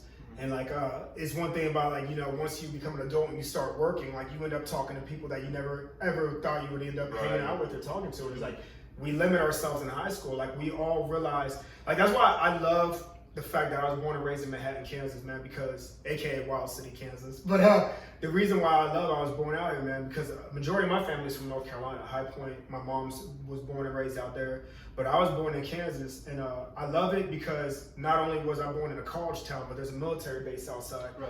So, man, I've been around a lot of diversity. You know, I mean, even though Manhattan is majority white, like there are a lot of Asian people, there are a lot of black people, there are a lot of Hispanic people, and it's like I became friends with everybody, and like it opens my mind because I find uniqueness in everybody's culture, right? You know, so to be closed-minded and ignorant really robs you from how unique and how close we realize we really are. You know, and a lot of people just judge somebody off the color of their skin or the way that they look, and it's like, dog, we have way more in common than what you think, but Right, we're, right. you know, so. Yeah, it's crazy. Same thing. Like, there's a lot of people I know that I work with too. Yeah. Like, to this day, or like I'd never talked to that certain. Oh yeah, people. oh yeah, yeah, And yeah. then they start talking to one. They're like, man, you know. Yeah, exactly. You're not that bad. I'm Exactly. like, just have an open mind. Yeah, about that's that. why people need to get out more, and you know, and it's amazing because you know certain people are taught certain things about certain people, and it's like, damn, your mind opens like you are not what I was conditioned to believe. Like Right. you are nothing like that. This is amazing. You know, Yeah. I've had some some country white people tell me that too. Like I expected you to be like this. And I'm like, no. I was like, nah. I was like, yeah, that's not what I am. But, Right. Yeah. yeah, it's amazing. When you were talking about those people that adapted with their feet, climb up the trees, it reminded me of grounding. Have you heard of grounding? I don't think I have. So I started getting into that recently, man, because it's basically when you walk barefoot, because there's electrical current through the earth, and a lot of us hold, like with our rubber tennis shoes and whatnot, we hold a lot of that electricity into us. A lot of people don't realize that our heart is, runs off electrical current, and a lot of our cells have electrical currents, and like we are literally a walking lightning bolt. Right. And so a lot of people need to ground because you're transferring that energy into the ground, and so you're getting all those toxins and whatnot out of us. And a lot of people hold this built-up tension and aggression because we're not grounding. And a lot of people really, it's just, man, you're gonna realize, man, I'm very like spiritual, and I never thought I would be like the mindset that I have now, like with food and with spiritualism and all this stuff. So. It's interesting that you bring that up though, like with the grounding thing, Yeah. because when you look at like early humans who didn't have Barefoot? shoes, Yeah, their backs are infinitely better than Oh yes, yeah, man. like infinitely, and their like feet were like perfect Yeah. compared to ours. And if you really look at it too, I was just thinking about this. I don't know why I was thinking about this on the way here, but because my hands. Yesterday when I was working out, man, they were getting super sweaty, so like gripping the dumbbells and whatnot, man, your skin starts to tear up. And it's the thing, like, okay, our hands, like the skin on our hands, like are for grabbing things and for eventually calluses. And it's like we see more calluses on our hand and whatnot than on our feet, but like, our hands is like, okay, our hands could get rough from the things that we do. So our feet, like I know my feet are sensitive because I used to not like to walk around barefoot at all. Yeah. But then if you look back in the early times, like these people used to walk on rocks and all types of stuff. That's the reason why our feet are the way that they are underneath. But but here we are protecting everything, and it's like, and that even goes back to shaving and whatnot. They say there's a reason why we have hair on certain body parts and whatnot, but it's it's just crazy, man, because society has made it a norm to, okay, women to shave and all this other stuff, and it's like, man, there's a purpose for everything on us, Yeah, it's all that stuff's super interesting, and like the same thing, like after like when people started like leaving, like the very first humans were from Africa, right? Yeah. And like they left. Yeah. And like once people got to like Europe, they needed to soak in more vitamin D. Yeah. So their skin became lighter toned, so they could soak up more vitamin D because they need it more because it's always cloudy in Europe and stuff. I always find that stuff very interesting. Yeah, it's amazing how that works too. The power of the sun, man. I tell everybody, man, I'm solar powered. Yeah. Because like with darker melanin, your skin absorbs the sun a lot more. Right. But a lot of people don't realize, man, vitamin D in the sun is important. You need that. I mean, it's the basis of life. Without the sun, we wouldn't have plants. So yeah, it's just amazing, man. Everything. We just don't question everything. We're born here and we think, oh man, it's a sunny day. Oh man, I can feel the oxygen. Oh, it's raining. We don't really think about the importance of everything. Everything is here to serve us and provide for us, right? So, and the more and more that we have technology, the more and more is like people are afraid to communicate with each other too. And it's like, man, like there's just so much. Everybody has some great ideals, but imagine how they feel insecure about bringing something up to somebody because they're, dude, that sounds stupid. You sound like an idiot. Why are you talking about that? It's like just amazing, man. But I've become like really obsessed with life, man. And the more you become obsessed with life, the more you should know more about yourself, man. A lot of people realize they might go to college and they study this one thing and they know more about this subject than they do about themselves. Right. And it's like, damn, that's what's making so many people lost. We forgot ourselves, Yeah, and like I always think, like I was thinking about this today when I was mowing, like there like might be animals that like went extinct long before we even like started like recording stuff. Like back in like BC stuff, like we could have like fully wiped out a species of animals. And like you look, there's this website, and like it's almost one every day. Like there's a new species that went extinct and stuff. Wow. It's crazy. And like, there's what, like 3 white rhinos left in the world? That is wild. It's crazy. All for human greed, man. Yeah, I think we've gotten to a point as humans like where we've over-evolved. Oh yeah. To the point where like we're dependent on other stuff. Like you see these, like not even just early humans, like just like in the past like 300 years, like everyone was super lean, like super healthy, and like all this stuff, and we've become reliant on like consistency, like fast food and stuff like that, and then people start gaining weight and like they're not what they were meant to be. Yeah, it's crazy. Like all these health problems. Like, I mean, my mom has type 2 diabetes, and it's like I look at it and I'm like, she makes it seem like what a lot of other people think. Oh, you get to a certain age and your body just it's like it's from you with a certain lifestyle your whole life. Right. I was like, a lot of people, they say that 95% of people, 95 and older, are on some type of medication. And it's like, do we think that's normal? Oh, when you get older, you're gonna have arthritis. No, it's the daily habits and routines that you have. Like, it's crazy. Like, one thing I realized too, like I cut out milk because one thing that helped me cut out milk, man, which you might laugh. When I was younger, I wanted to be the tallest person on earth. And I thought that just like with the propaganda and everything that they put on us, you just see these basketball players and these football players with milk mustaches back in the day. Yeah. And they would say, grow tall and grow strong bones. Well, as I got older, I used to drink milk like crazy, man. Like I'm not like a lot. And cause I just wanted to be tall. And then you realize it's genetics, man. Yeah. Like it's genetics. And then I realized when I did my research, the countries with the highest rate of osteoporosis are the ones that have high milk drinking populations. And so I did my research. I was like, well, how am I going to keep my bones strong? Exercise. So a lot of the stuff that goes into milk nowadays, man, a lot of hormones and whatnot, but a lot of dairy, man, it's just like, I used to grow up, because we grew up on like food stamps and WIC, so I used to eat blocks of cheese, man, and to the point where I can't stand looking at cheese now. And it's like, I wonder if that's why these people that are on WIC and food stamps, they're the main ones that get hit with health conditions a lot sooner. And it's like, okay, so are they feeding us what is contributing to our deaths and medications later? You know? So I think big pharma is definitely an issue. Well, the thing with that is like, including schools, like they've taken like wood shop and all that stuff out, and they like see like these boys, like girls too. They're like, man, you can't sit still for 8 hours and take notes. What's your problem? You have ADD or something? And it's like, let them go outside and just be boys. And like, they'll be ready to learn when they're ready to learn about something. And like, if they're interested in a topic too, they'll be able to learn about it super easily. I'm glad you brought that up, because I literally saw a video on Twitter yesterday. I think it was yesterday, but it was the same kid. They did like I think it was like a Harvard study. Same kid on the left, he was watching a video with math, and like he was moving around. They fast forwarded. He kept moving around. He had no focus. Same kid in the same room later on watching Star Wars, standing still, focused.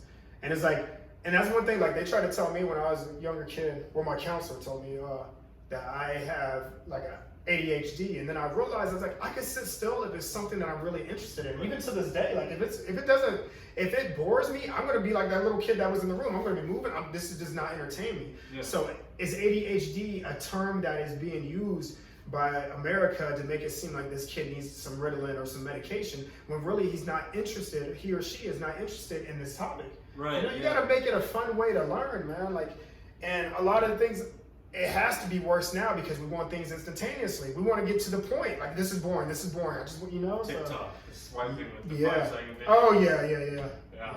And that's like what you're saying with that. Like with college, it's easier because I'll have like an hour, 30-minute class. But then I'll have like a 30-minute break in between. But like when I was in high school, I found it so hard to like focus for 8 hours. But like I could go fishing for an entire day and never get bored. I could go sit in a deer blind for 7 hours and enjoy myself. And that's literally like sitting in a deer blind is literally just sitting there, not moving. You can't move. That is true.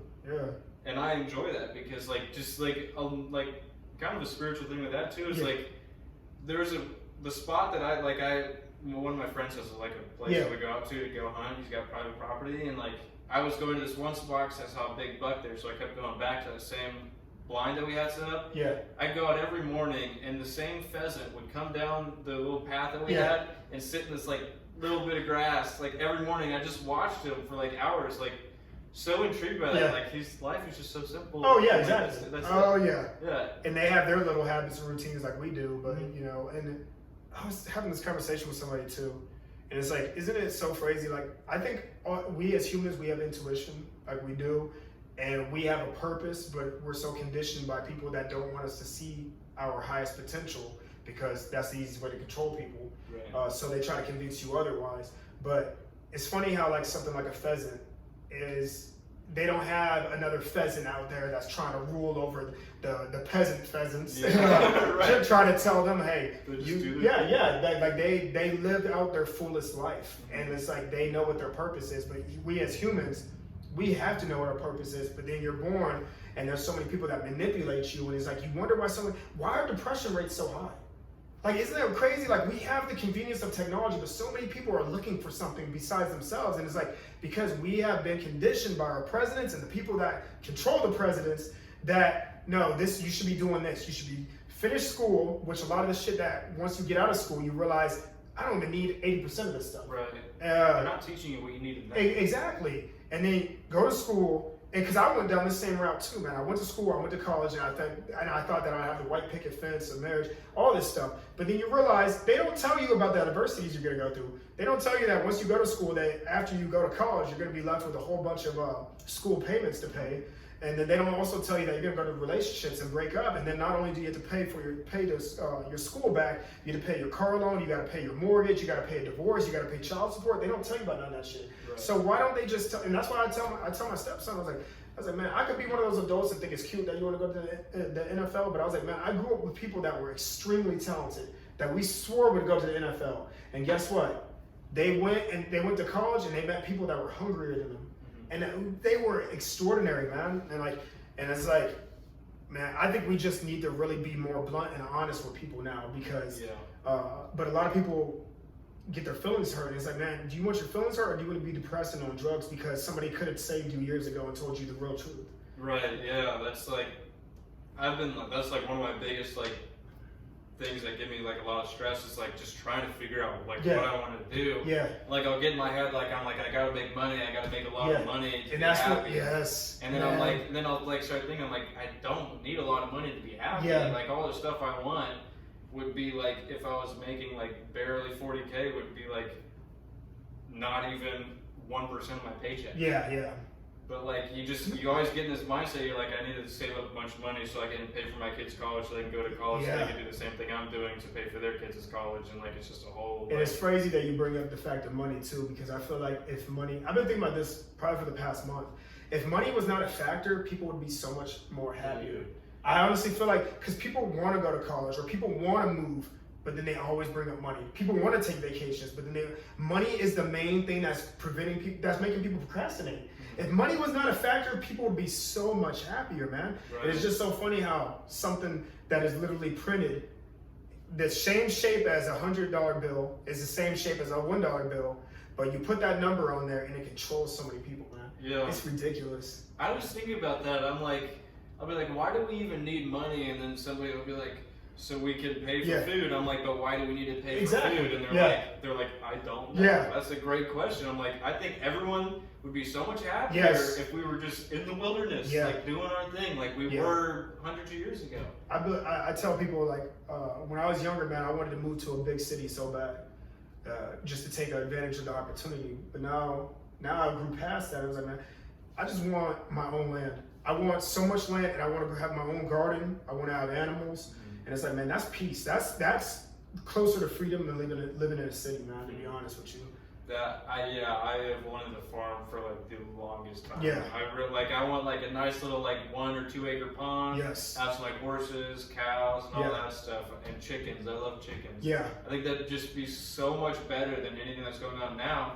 You're seeing a lot of people are getting to the point where they're tired of like the city and stuff. Yeah. And they'll buy like an 8 acre farm. Yeah. And it's like they just do it, and like they just do their thing, and it's so cool. It's called chicken plowing. Yeah. It's this cage with wheels on it, and they put they have enough room to walk around and stuff. They put the chickens in there, and they graze on the ground in their fields, and then they move it. They push the cage each day, and that's free range chickens. So they like sell their chicken as free range chickens, and they do the same thing with pigs. And then once the pigs eat everything up, then they plant. Yeah. Because the pigs and the chickens also fertilize all that soil. Wow. And so then they plant there.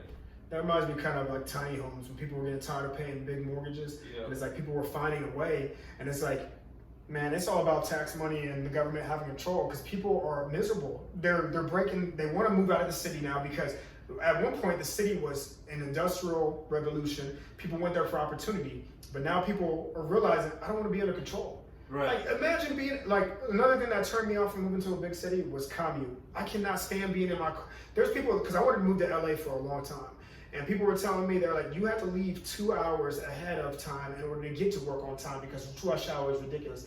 Imagine being in your car. It's like, if I'm going to be in my car for 2 hours, it's going to be my way to Kansas City. And I'm actually moving. I'm not going to be in traffic stuck. And then 2 hours to get to work. And then imagine rush hour after. So 4 hours in a car. And then I work out for 2 hours. That's 6 hours. And then it's like, man, my day is like. Dude, yeah. And like, I was literally thinking about that. Like, I was going to like, track my macros and do all this stuff and get like huge this summer. Yeah. And then my job, I start at 6 in the morning and get done at 2:30. And then by the time I'm done with that, I have like time to eat one meal before dinner.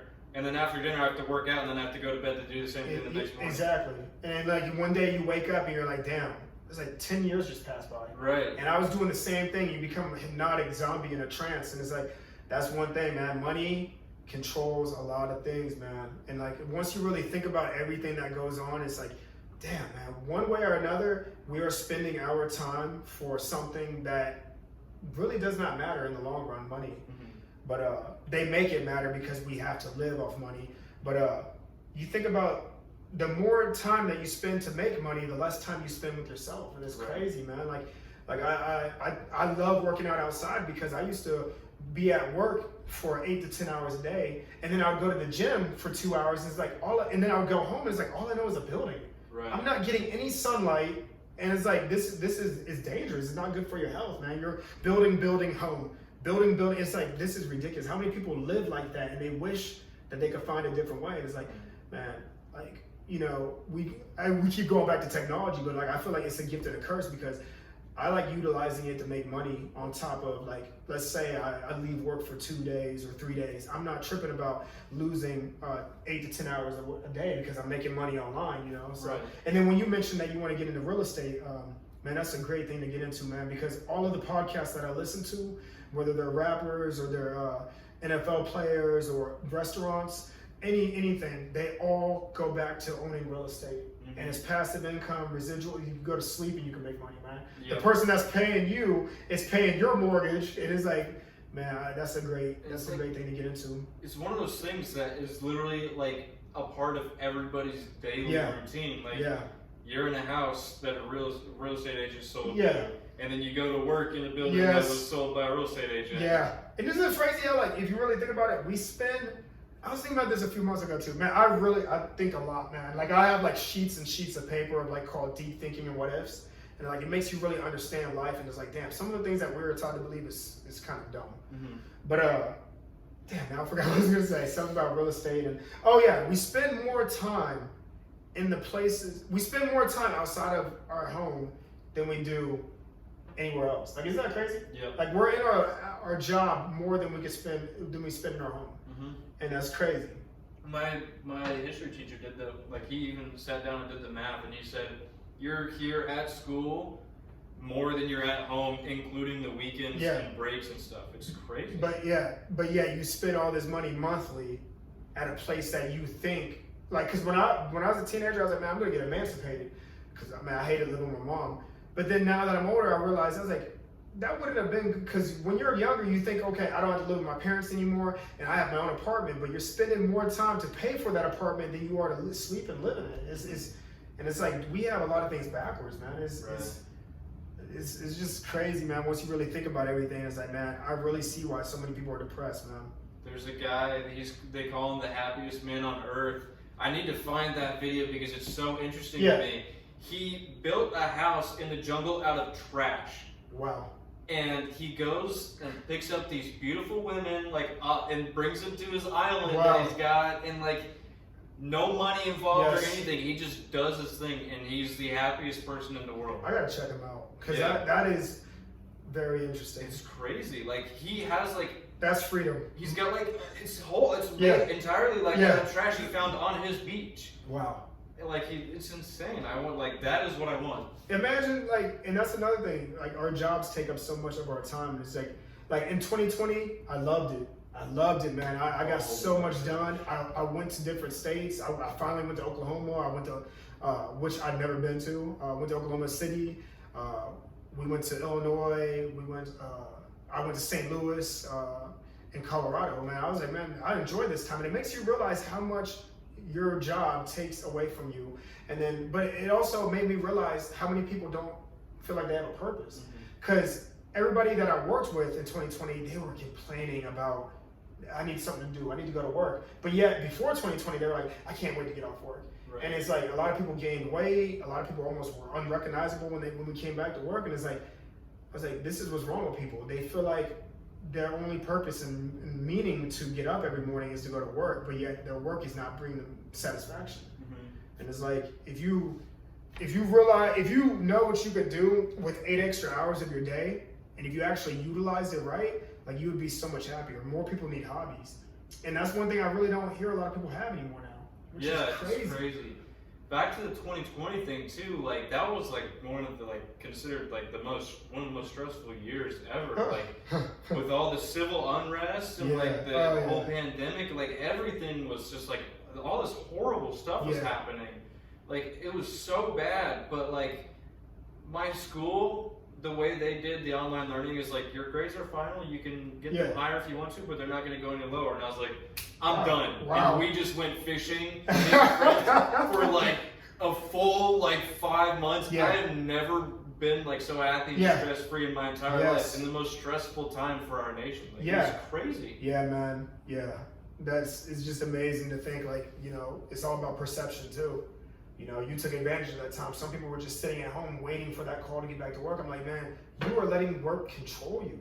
Like, we are literally getting paid to not go to work. I'm fucking taking advantage of this, you know? So, man, and you know, like I said, if it wasn't for, you know, me motivating people and doing the motivational videos, man, I wouldn't care much about social media. But like, it's just, I love the fact that I can motivate people and get the message out there, because it's like, I've realized a lot about myself and a lot of people that I'm around during the pandemic. It's like, a lot of people, they said that suicide rates were up. A lot of people, my man Tam was just telling me that one of her coworkers, they had money, all this farmland. He killed himself in 2020 because he did not know what would happen. And I told her, I was like, isn't it crazy though? Because people that have been born into money, they really haven't dealt with that much adversity. So something like this made him go off the rocker. And here we are in 2023. This guy still could have been alive if he would have just pushed through. Like, you ruined it for your grandkids, your daughter, all because you did not know what was going to happen. You were weak. You know, I mean, it sucks that he passed away, but man, that's a weak mind. Guy had as much money and things that a lot of people would probably kill for, but like, his mindset wasn't there. His mindset was just on money, but it wasn't to strengthen his body, you know? I think that, and like, I've had like, there's been like suicide in my family and stuff, and like, we still to this day still think like, that is like one of the most selfish things you can do. But like, that's the issue. Like, we kind of just sweep men's mental health under the rug and just are like, you can deal with it yourself. And like, to an extent you can, but then to like pass it, you can't. And like, you're like, I need to keep working on this by myself, and then you get depressed, and then I get it. Man, I'm glad you brought that up, because I think about, like, I was just thinking about this recently too, man. It's just, I look back at all the things that I like went through and faced, and it's like, fuck. It's like, I'm looking back at it now, but at the time I was stressed out. But now I look back at it, I was like, that would have broken anybody. Like I was just thinking about my ex, the mother of my oldest 2 kids. And like, I was just thinking, the last time I literally saw her, she was brain dead in the hospital. And like, I really had to think about that. I was like, damn. I was like, I knew what she was like when she was mentally capable. It was like the last time I see her, she's literally on life support. Don't know if she recognizes me or whatnot. She can't move. Her brain she's brain dead. Right. And I was like, damn, man, that probably would have broken somebody. And then I think about all the times, like when I was in high school, I was dating all these girls. And this one girl in particular, she got taken away because she was getting in a lot of trouble. And I thought about killing myself at one point because she got taken away. And my friends were looking at her, they were like, you're stupid. I was like 16, 17 at the time. And they were like, man, you were stupid. Why would you do that? I was like, because I love her. But now I look back at it, I'm like, I would have robbed myself. I would have never seen my kids. I would have robbed myself from every great opportunity, the people that I met, the experiences in life, all because of this girl that is married now. She wouldn't have given, like, come on, man. Right. But, you know, it's just amazing, man. But yeah, like, exactly like that. Like, when I broke my hand, couldn't do it. Me and my roommate, one of my roommates, were playing basketball for 2 hours a day, every single day, to the point where people were recognizing us. At the rec center, and like we were playing so much, watching The Last Dance all the time. And I broke my hand, and I'm just sitting there. I can't even play video games, and like I was so like depressed at that time. But looking back on it now, I'm like, I am extremely happy now. Like it's all just like this life just goes up and down all the time. Man, that reminds me of this one time I went to the gym and I was doing the pec fly, and it's so funny. It runs full circle now because whenever I would go to the gym, I would go straight into my workout. Everybody's like, why don't you stretch? I said, I don't want to stretch. It takes my anxiety. I'm ready to work out. It takes all my time out.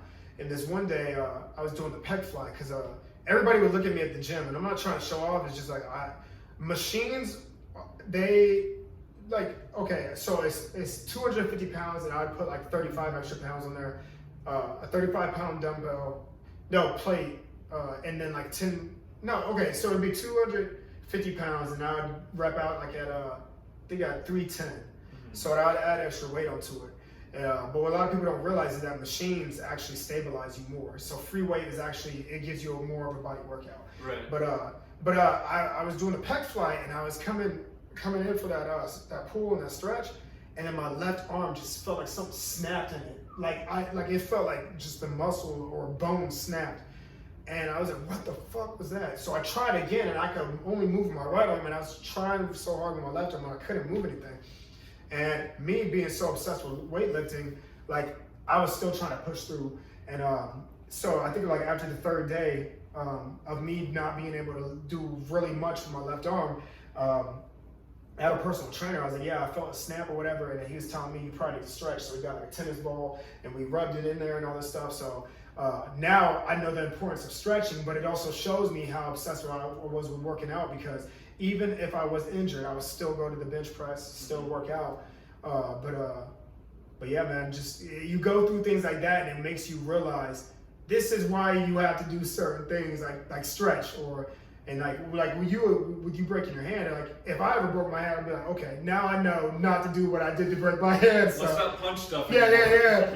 But it's funny because I used to take pride in punching everything, man, because I was obsessed with Dragon Ball Z, and I would like just punch stuff to build my knuckles up. I'm surprised I've never broken a bone, man. I used to punch crazy shit, man. Yeah.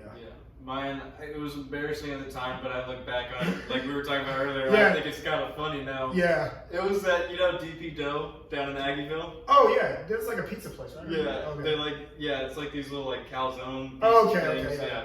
They have a punching bag in there, and we went, and we were like, this is a great idea. We've had a couple beers and stuff. Yeah.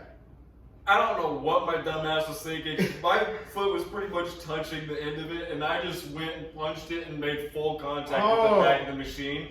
And I didn't. What? The adrenaline just instantly went because my hand exploded. I was like, oh man, that kind of hurt. And then I went we went to go open another beer, and my hand just didn't work, and the beer fell out of my hand. I'm like, dang, this might be an issue. That is funny, because I didn't think you were gonna tell me how you broke your arm. I thought you just got drunk and some girl pissed you. I thought it was like a breakup or something.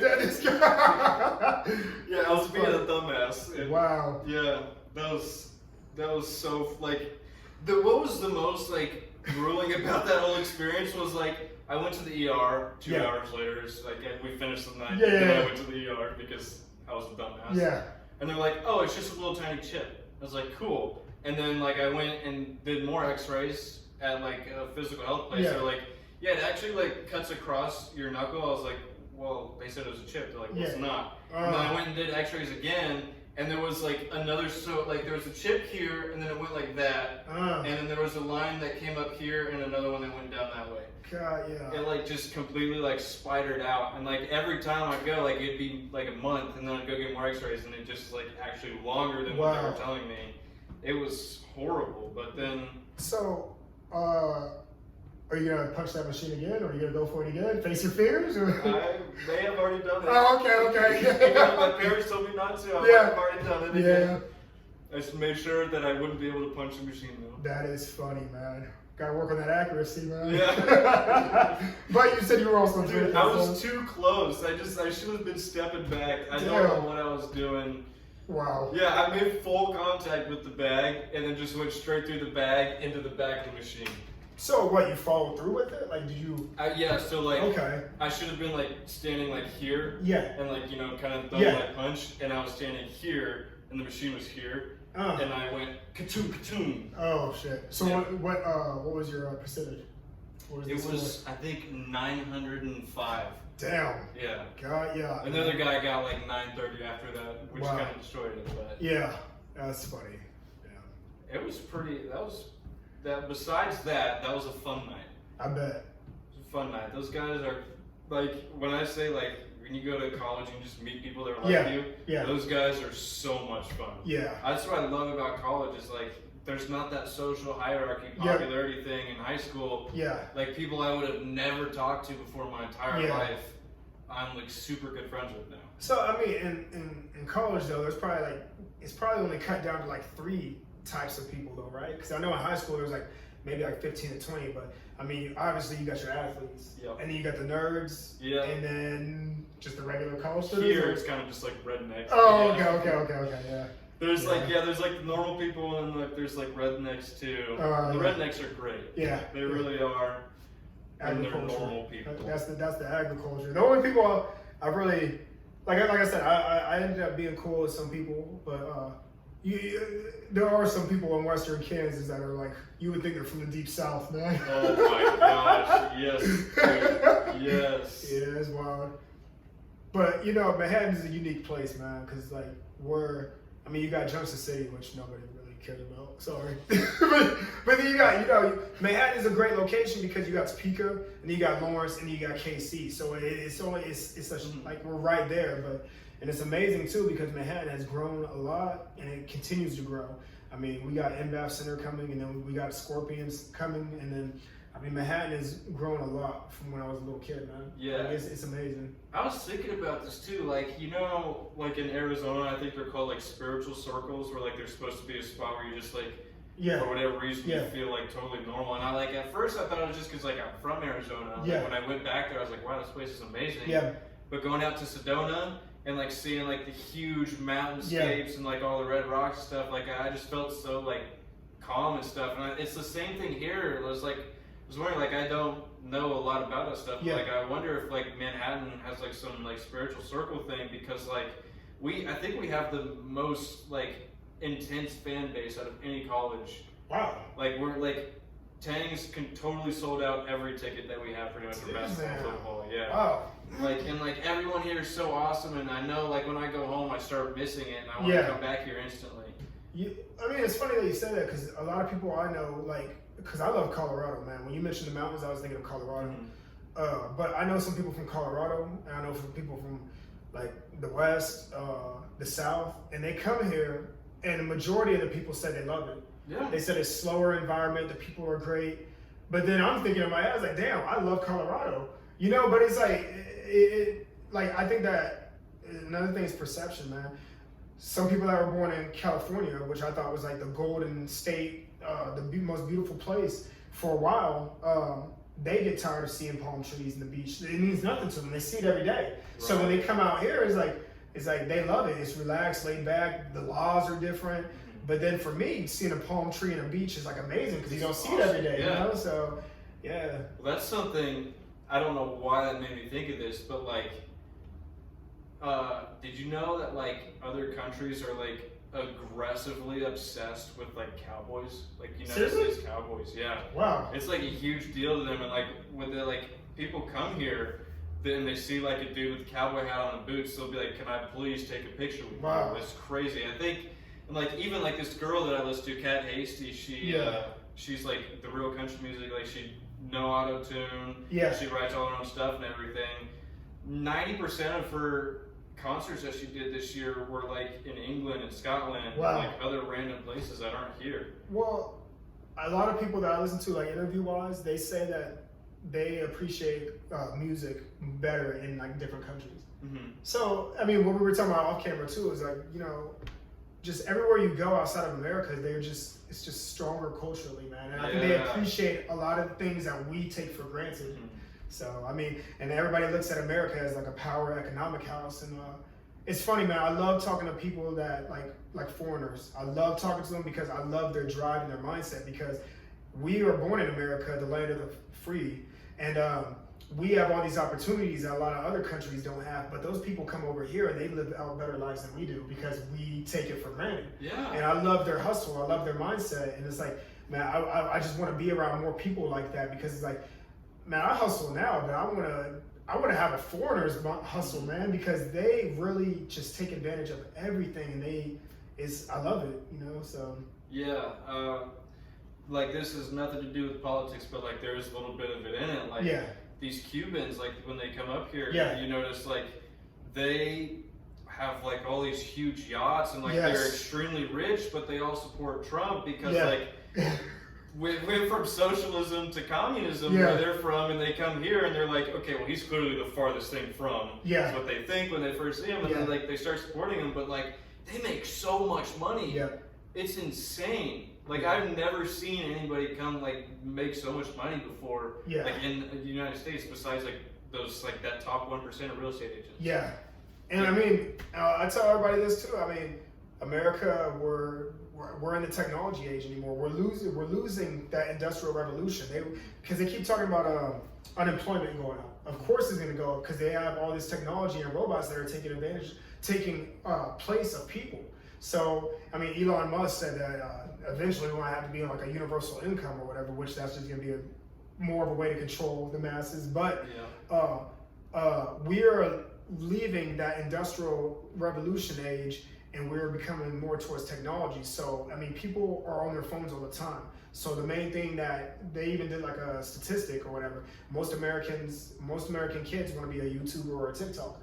It goes to show you that with our phones and convenience, we want to thrive off of entertainment. We want to be entertained more than being the engineers and the people that make the phones and the apps that we are watching each other off of. So I tell everybody this, like, we don't have to work the way our parents did. We can take advantage and make money off the internet. If you just hustle hard, you could, I mean, imagine like your YouTube video, just bringing in, monetizing it, and, you know, getting 1 million views or more than 1 million views, and you're making money off of great content because you're entertaining people. So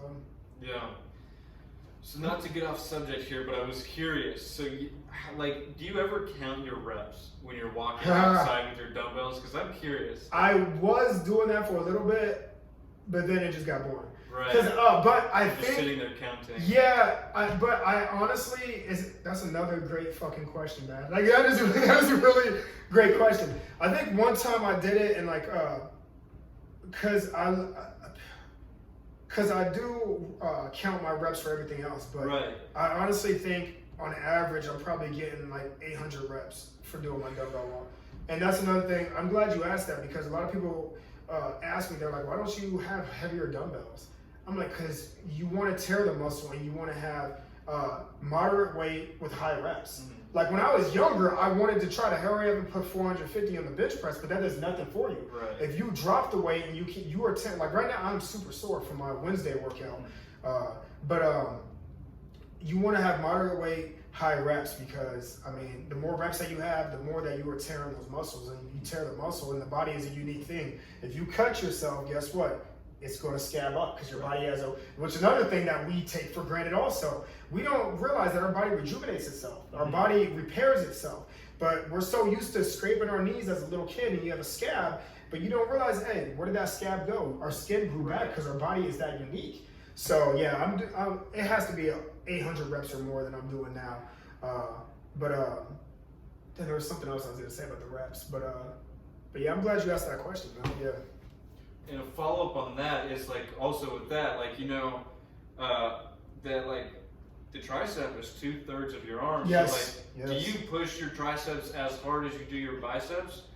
See, that's the thing. The reason why I started doing the dumbbell walk is because my triceps always developed way more than my biceps. Right.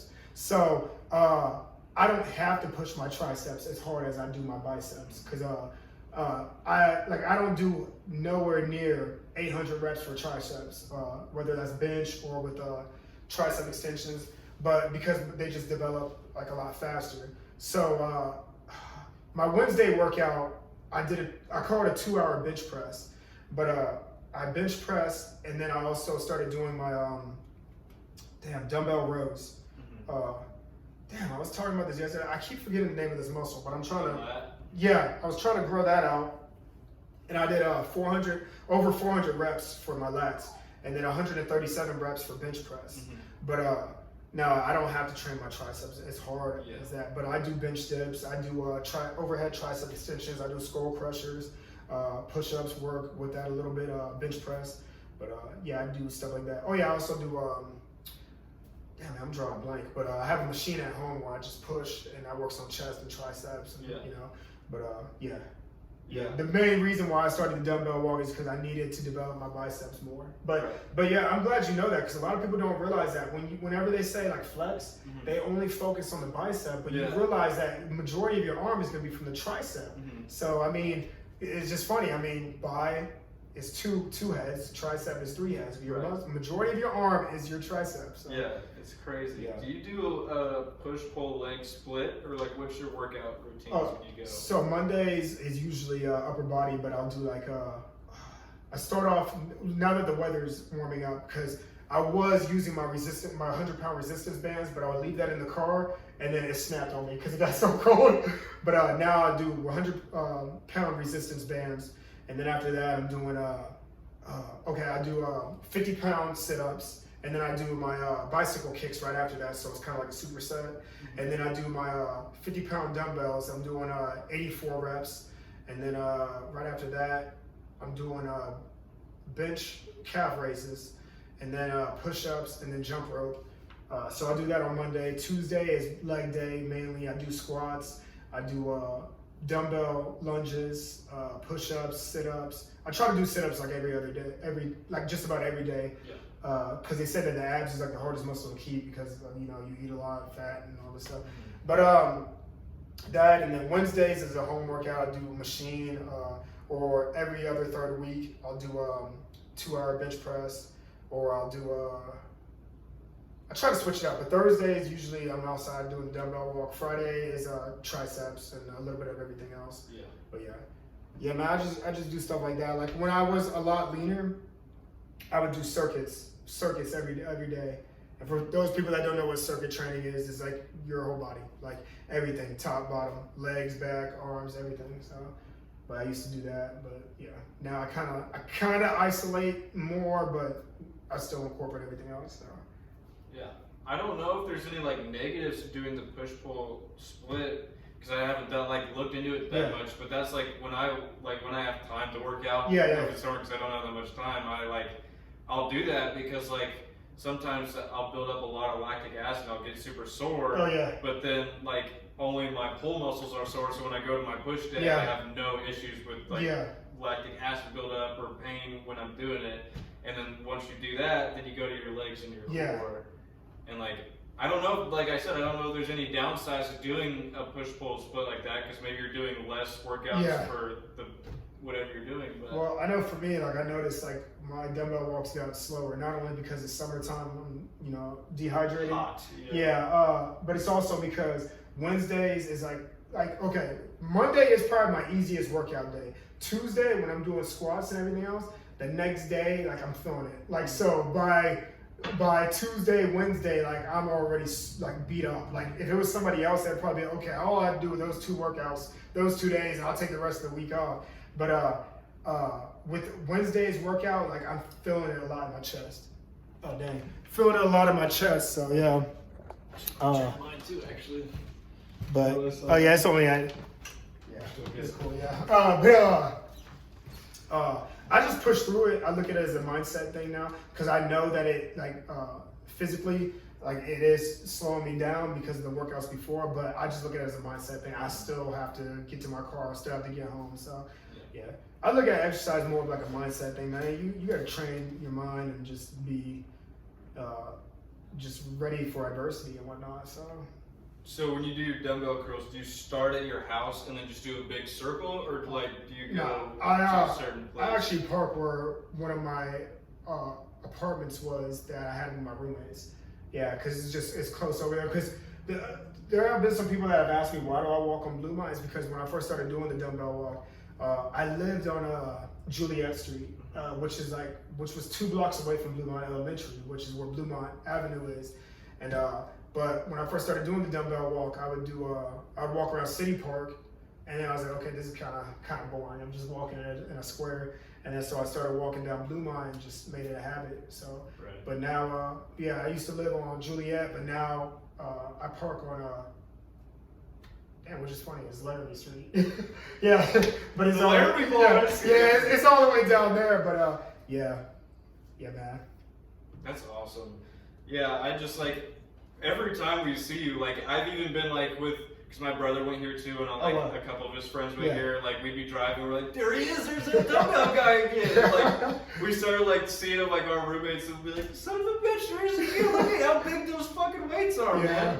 And then like one of my other roommates, because I have 2 roommates, the other one, he was like talking about how he was like reading up on you. I don't remember what he said because this was like. Literally beginning of freshman year. Was it? Oh, it was probably the Manhattan magazine that was. I think it was. Okay, yeah. And I was like, wow, that's actually he's a lot deeper than just a guy who walks around with dumbbells. Yeah. Everyone just sees you as the dumbbell guy. It's crazy. Yeah, it's crazy the amount of people I've met, just from doing what I love, man. It's crazy. And then when they hear the story, it's like, damn, I can inspire them. But yeah, speaking of the Manhattan magazine, man, we got a documentary on the way. Do you really? Yeah, me and my videographer Marlon, man, we've been working on it, and this guy takes his craft serious, man. Like, I love the fact that I met him, and he was like, man, I think that your story needs to be heard, and he heard my story, and we thought at first it was gonna be like maybe like a 20-30 minute documentary, but we kept getting further and further. Like we went to Kansas City because I have a story out there. I think I saw you you posted about like you're at the Royals Stadium, right? Yeah. So we went to Kansas City for the KU Medical Center out there because I have a little bit of a story out there because my mom, I mentioned that my mom has diabetes, but she's also schizophrenic, bipolar, diabetic, all this stuff, man. Like growing up with that, man, it can either destroy you or it can make you, like make you have a strong mindset. But we went out there, then we went to Junction City because I was in the boys' home out there, and then we went to the South Side. And because I grew up on the south side of Manhattan as a teenager, but then majority of my adolescence was in Flint Hills Place, which I don't know if you know where Flint Hills Place is. It's like right up the hill from Manhattan Hill, and like it's funny because it's Section 8 housing. But as a kid, we would ride our bikes down the hill, and we look at the dorms. And me as a kid, I always thought the dorms were like the projects, what you see in the cities, because it looks just like that. It really does. And it's just amazing, like. Being born and raised here and like looking at everything differently now because I see how the city's grown and I look at campus a lot different. Like I used to, when I was a kid and still to this day, I look at like if you're going on Anderson, the part of K-State looks like a castle. And as a kid, I always thought it was a castle, so it's just, amazing looking back at that. But I'm excited to get this documentary out and to get the story out, man, because as a kid growing up, all we heard about was Michael Bishop. I don't know if you. Oh, dude, yeah. I have a bobblehead. Wow, seriously? Yeah. Oh, wow. Yeah. When I was a kid, everybody talked about him so much that I thought he was from Manhattan. Mm-hmm. But he's from Texas, which is funny because he's related to Jamie Foxx. But is he really? Yeah, they're cousins. Wow, yeah. I did not know man. that. Yeah, it's crazy. Wow. They actually grew up in some small town in Texas. But yeah, man, they're cousins. And everybody talked about Michael Bishop so much, I thought he was from Manhattan. And then after Michael Bishop, they talked about the guy that played for the San Diego Chargers. He's from Olathe. Oh, Sproles. Darren Sproles. Darren Sproles. Yeah. Darren Sproles. Everybody talked about him, but he wasn't from Manhattan. And then everybody talked about Beasley. He wasn't from Manhattan. And I always thought in my head, I was like, man, I just want something great to be from Manhattan. It's like, I never thought, like, you know, that I would kind of be like the staple or the pinnacle of what people talk about in Manhattan. It's like, I've always wanted something cool to be from Manhattan, and here I am. Dude, you know, it's just amazing how that works. It's crazy. Yeah. Everyone I've ever known, we've had full-on conversations when we're drinking. They're like, have you seen this dude? It's fucking wild. Crazy. That and like is wild, everyone man. I know has like seen you. Like I even work with the guy who used to go here and he transferred. But like he was like my brother had his group of friends. Yeah. And like we kind of like so your brother's mixed older. groups. Yeah. Okay. And so now I play video games with them, and he got me this job for the summer. Wow. And I was like, what's your plans for the weekend? He's like, oh, you know, I'm just going to be hanging out. What about you? I'm like, you know that Dumbbell guy? He's like, yeah, I do. I was like, I could be interviewing him. He's like, wait, are you serious? I was like, yeah.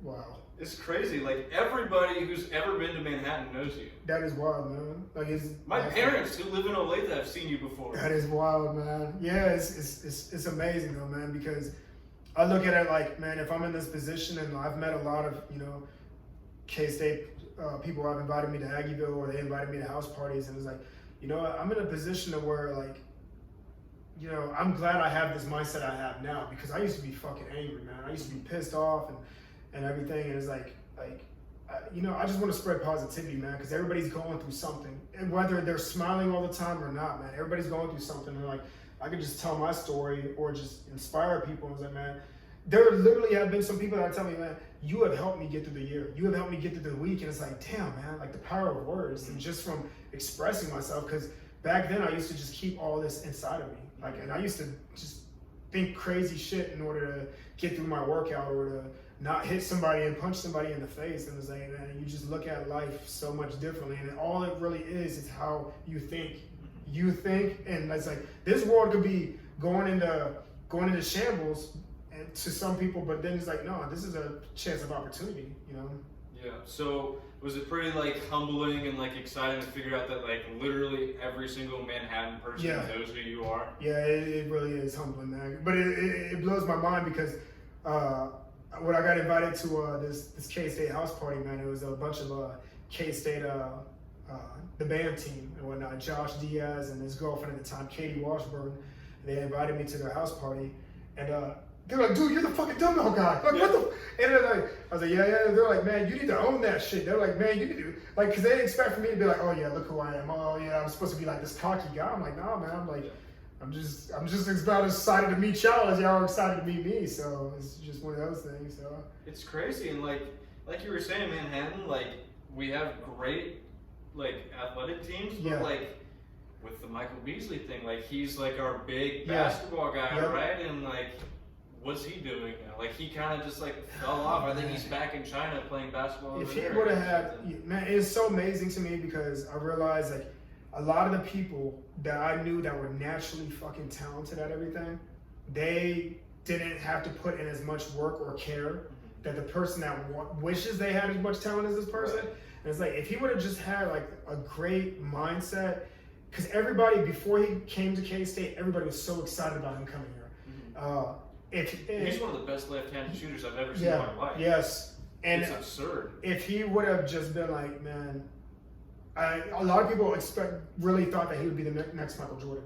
And for Manhattan, Kansas to have him, because Manhattan, Kansas, when it comes to basketball players, when it comes to Kansas, everybody knows that KU was, KU's had a great basketball team for as long as they had a basketball team.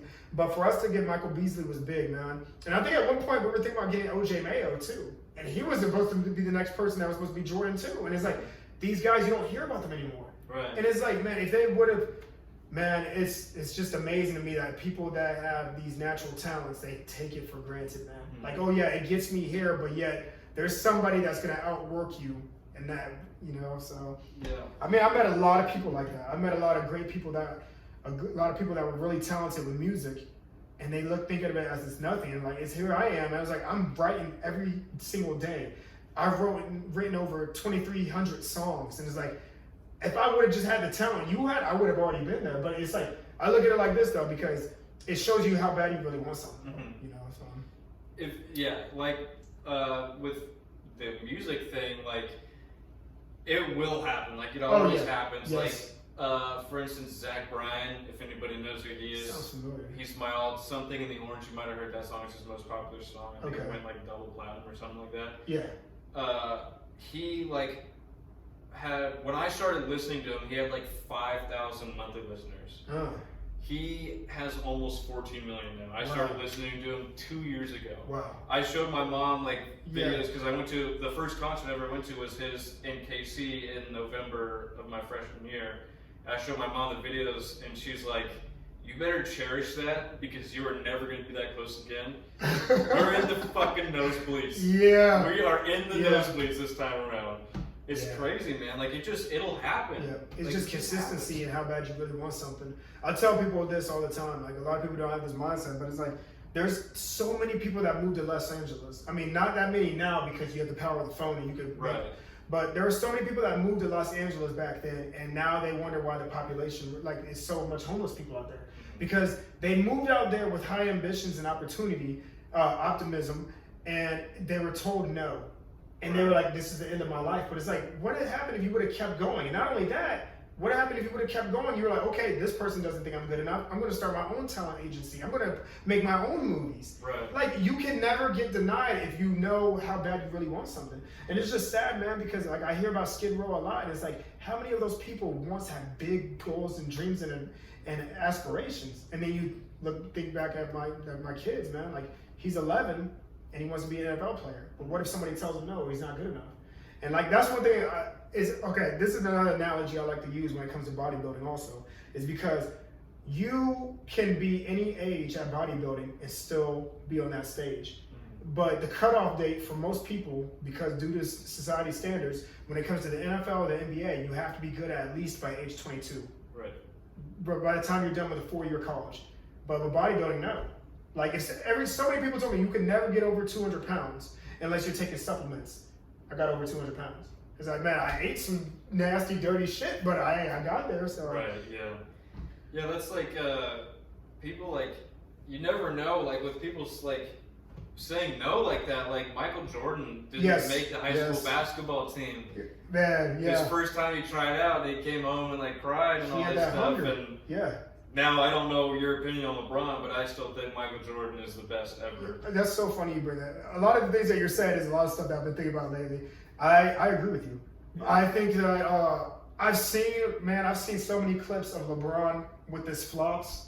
Oh, and it's ridiculous. Gosh. It's ridiculous. And I wonder if those flops are what caused them to get those extra points, because you go to the foul line and whatnot. But I don't feel like that's greatness if you're finding a shortcut I don't feel like that's greatness, you know.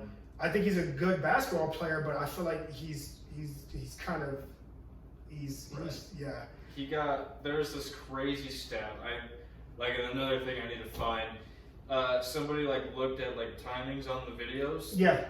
LeBron got poked in the eye, like that, and he was on the ground for over 45 seconds. And a cop got shot. It was on the ground for less than 45 seconds. Oh my God. And like, we gotta give him some leeway there. Like, that's where sports have gone. Like, just jacking up 3-pointers and throwing yourself on the ground. But like, man, Michael Jordan, I still feel like is so much better because of what he had to endure when he was playing. Yes. Like Jordan rules that the Pistons had. Like, when he went up in the air, they would just push him and like they'd like beat the crap out of him and stuff and make sure he wouldn't get the ball. It's crazy. That's funny that you bring that up, man. Because what was it, Wednesday? I was at work because like my mind is always focused on things to do outside of work when I'm at work, and I started this list to keep me humble, man. Because I always write my raps and ideals and books. Oh yeah, because I'm working on books too. Oh yeah, which I bought. Yeah. I wanted to see those too. And then so I got a list of things, and like it says, don't let success weaken your drive. Mm-hmm. And like I wrote Mike Tyson, because a lot of people like Mike Tyson, but a lot of people don't realize Mike Tyson could have been the greatest boxer of all time if he would have never defeated himself. And after Cus D'Amato died, he just lost himself. This guy was powerful, man, and like I got like Michael Vick could have been one of the greatest quarterbacks of all time too. And then I got 50 Cent on there, but he focused more on the music, on the business. And then I have like lists Michael Jordan, Kobe Bryant, Floyd Mayweather, Bill Collector, he's a battle rapper, Big K, Danny Myers, Eminem, Montana 300. And it's like these people that might have heard no's, but guess what? That's what drove them to keep being better. And you know, but I think I go back to Mike Tyson a lot too, because I honestly feel like he could have been the greatest, but he let so much destroy him, man. Yeah. It's just amazing to think he was the youngest heavyweight of all time, and his knockouts. He made history. Just amazing. So. All right, yeah. So let's hear about these books now. I was really curious about these. Let's get a story on these. So the first book right here. This is my first book ever, and it's a motivational book because I kept doing a lot of motivational videos, and I kept getting inboxes from YouTube comments, and like Instagram, and Facebook, and they were telling me, man, I'm glad I came across your videos and whatnot. So I was like, you know what? Let me just turn it into a book. And on the cover, it's called Keep Telling Yourself That. Because a lot of people say keep telling yourself that, oh, you're not going to be successful. But I want to keep telling myself that because it's a motivational quote book. I want to keep telling myself whatever it is, hey, keep telling yourself that, because eventually you keep listening to the same song over and over, you keep hearing the same lie over and over, you're going to believe it. It's going to be in your subconscious. But like on the cover of it, that's when I first started doing the dumbbell walk. Yeah. And this was, and that picture was probably 2018 or 19. But it just shows, man, consistency. You keep doing it. And, man, it's just amazing. I was also thinking about this too, man, which is like a great deep thinking thing. It's like we have the ability to look back in time by looking at an old picture of us. Right. Like, isn't that amazing? Like, we talk about time travel and whatnot, and we could literally take a picture of something and it's like, damn, like, that was really what I looked like back then, like all the times. But, yeah, but so this is my first book. And then this is my like 20th book or something like that. But everybody wants to know about the dumbbell guy and whatnot. So I was like, man, what's better to tell a story than to have myself tell my story? And which I have this in the K-State Library in special collections. Really? Yeah. That's awesome. Yeah, man. They were excited about it, man. It is so amazing, man, because everybody that I come across, like, they were honored that I reached out to them. And I'm like, dog, I'm honored that y'all would even take this book, because, like, it's just amazing, man, because it's like, it goes to show like how many people really think highly of me, and I just think of them like, oh, they just think I'm just a bodybuilder, you know? Right. So, but yeah, this is just throughout the years of me doing the dumbbell walk, and like affirmations I tell myself, like rules I go by, pictures, oh yeah, the travel.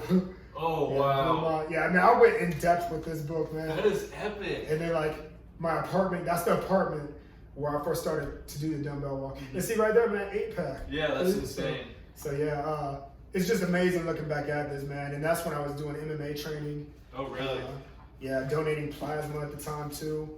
But yeah, man. Oh yeah, and that's on Juliet Street. Yeah. But yeah, it's just crazy. You look back at this stuff. And no, that's when I got reached out to by the Manhattan Mercury, and they put me in front page on the Manhattan Mercury.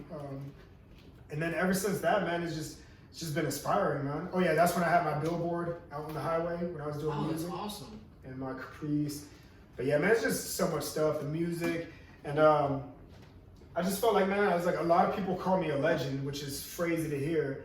And I was like, you know what, let me just get my story out here, man, and let it be known. I mean, I'm inspiring a lot of people. A lot of people have seen me or know me. I go to Walmart now, and like, everybody's, you're the dumbbell guys. Like, it's just wild to me, because you would think you had to be like in like a box office movie for people to recognize you like that.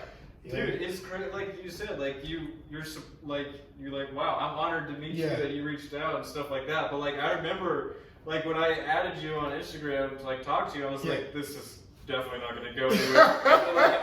I remember the moment, like I was just mowing. Yeah. And I stopped the mower because I found my phone buzz, and I saw that you added me back, and I kid you not, I went, what?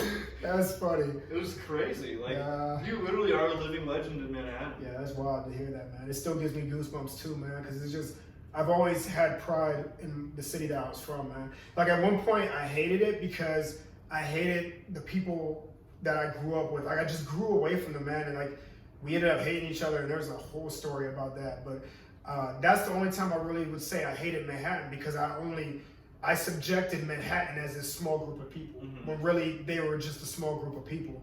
But I've always told people where I was from, man. And I grew up with people that grew up in Manhattan and were born here, but they made it seem like being born in Kansas is like the lamest thing ever. So they would try to claim where their parents were from. I'm like, you can't help where you're born. Like if I was born in a place that like Idaho, I would still claim Idaho. I was born there. Like so. And in this book right here, man, this is my workout book. So it has motivational quotes into it, and it's called Days of the Strong, and it's wordplay instead of Days of the Week, Days of the Strong. So, but yeah, I have like a superset Sunday and way heavy Wednesday, Thursday, too strong Tuesday, monster Monday, all this stuff. But yeah, man, this yeah, it's great. And like you keep track of like your measurements, your weight, and then like at the end of the year, there's like a stat sheet, like how many reps have you done, added up, how many days. How many weeks out of the year were you working out and whatnot? So, yeah, man, it's man, dog, like it's amazing to think like how just me starting the dumbbell walk has turned into what it is now. Right. So, yeah. Like when you see it, like you don't even think about it. Like you said, you weren't even thinking about it when you started the dumbbell walk. No, like, I was really more focused on the music. Right. And it's funny because the dumbbell walk has gotten me. Yeah. Basically famous before the music did. It's crazy, man. Everyone's got their thing and they're famous, and like you just started walking around with dumbbells, and everyone's like, "Son of a bitch, look at that! That's insane." Yeah, it's wild, man.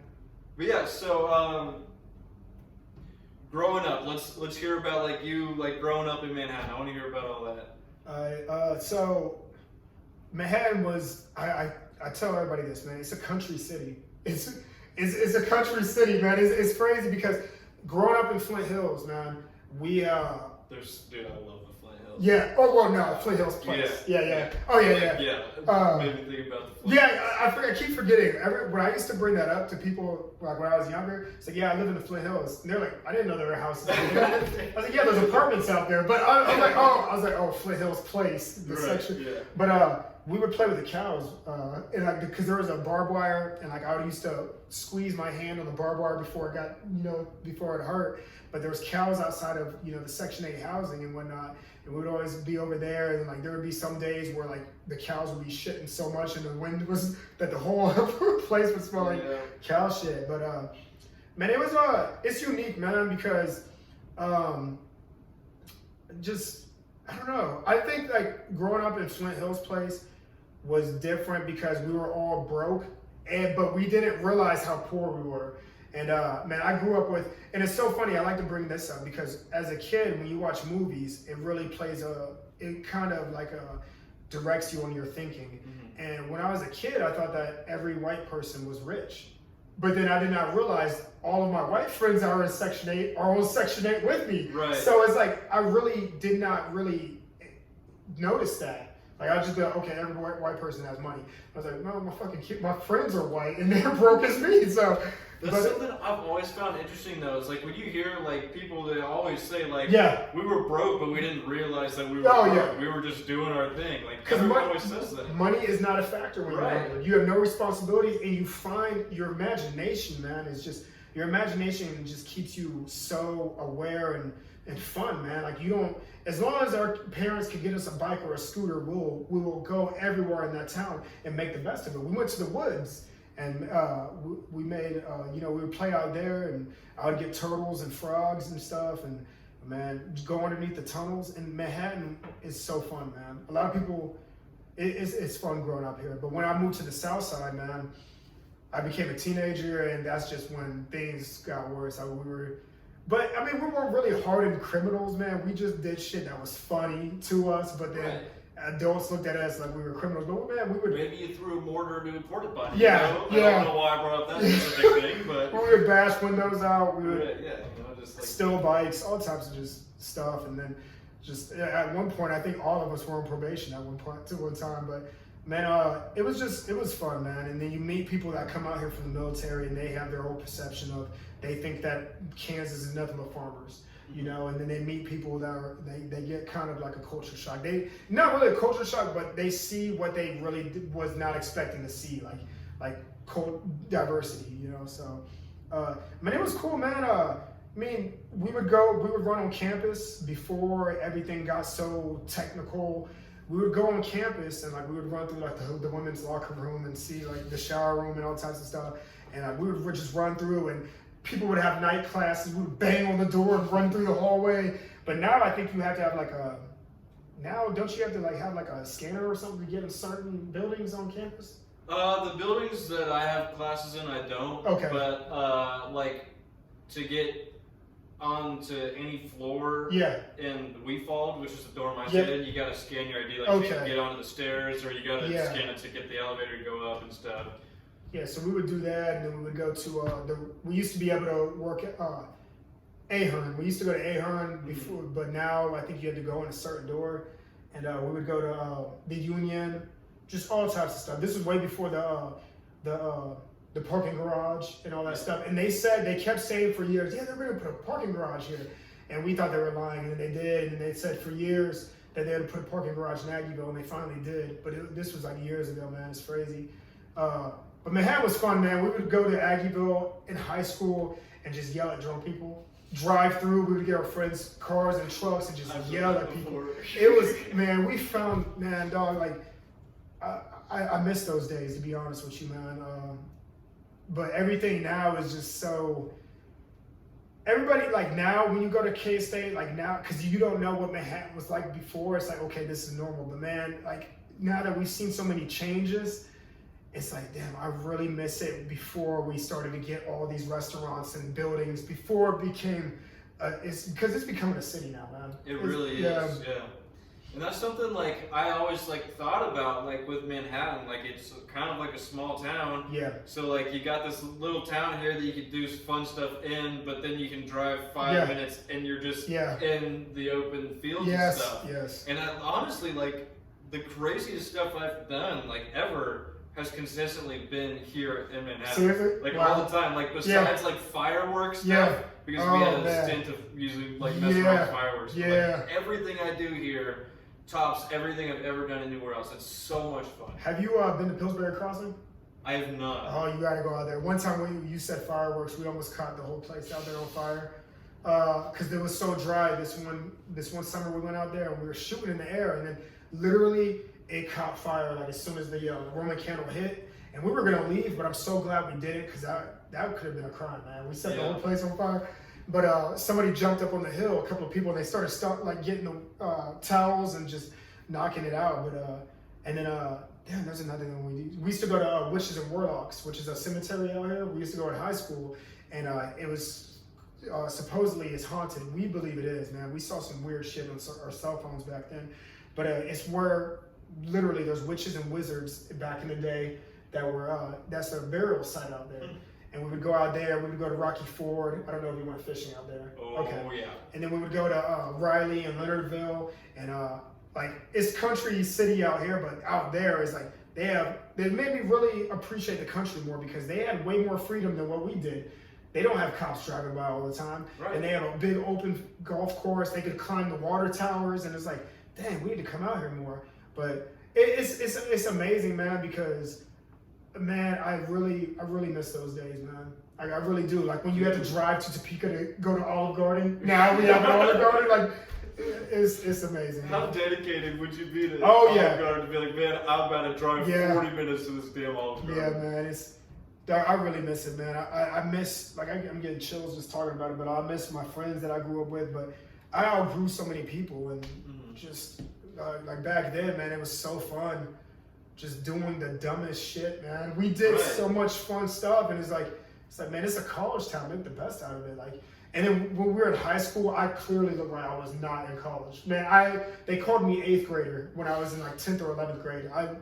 But college students would invite us to parties, and like throw beers at us. And one time, man, we were shooting.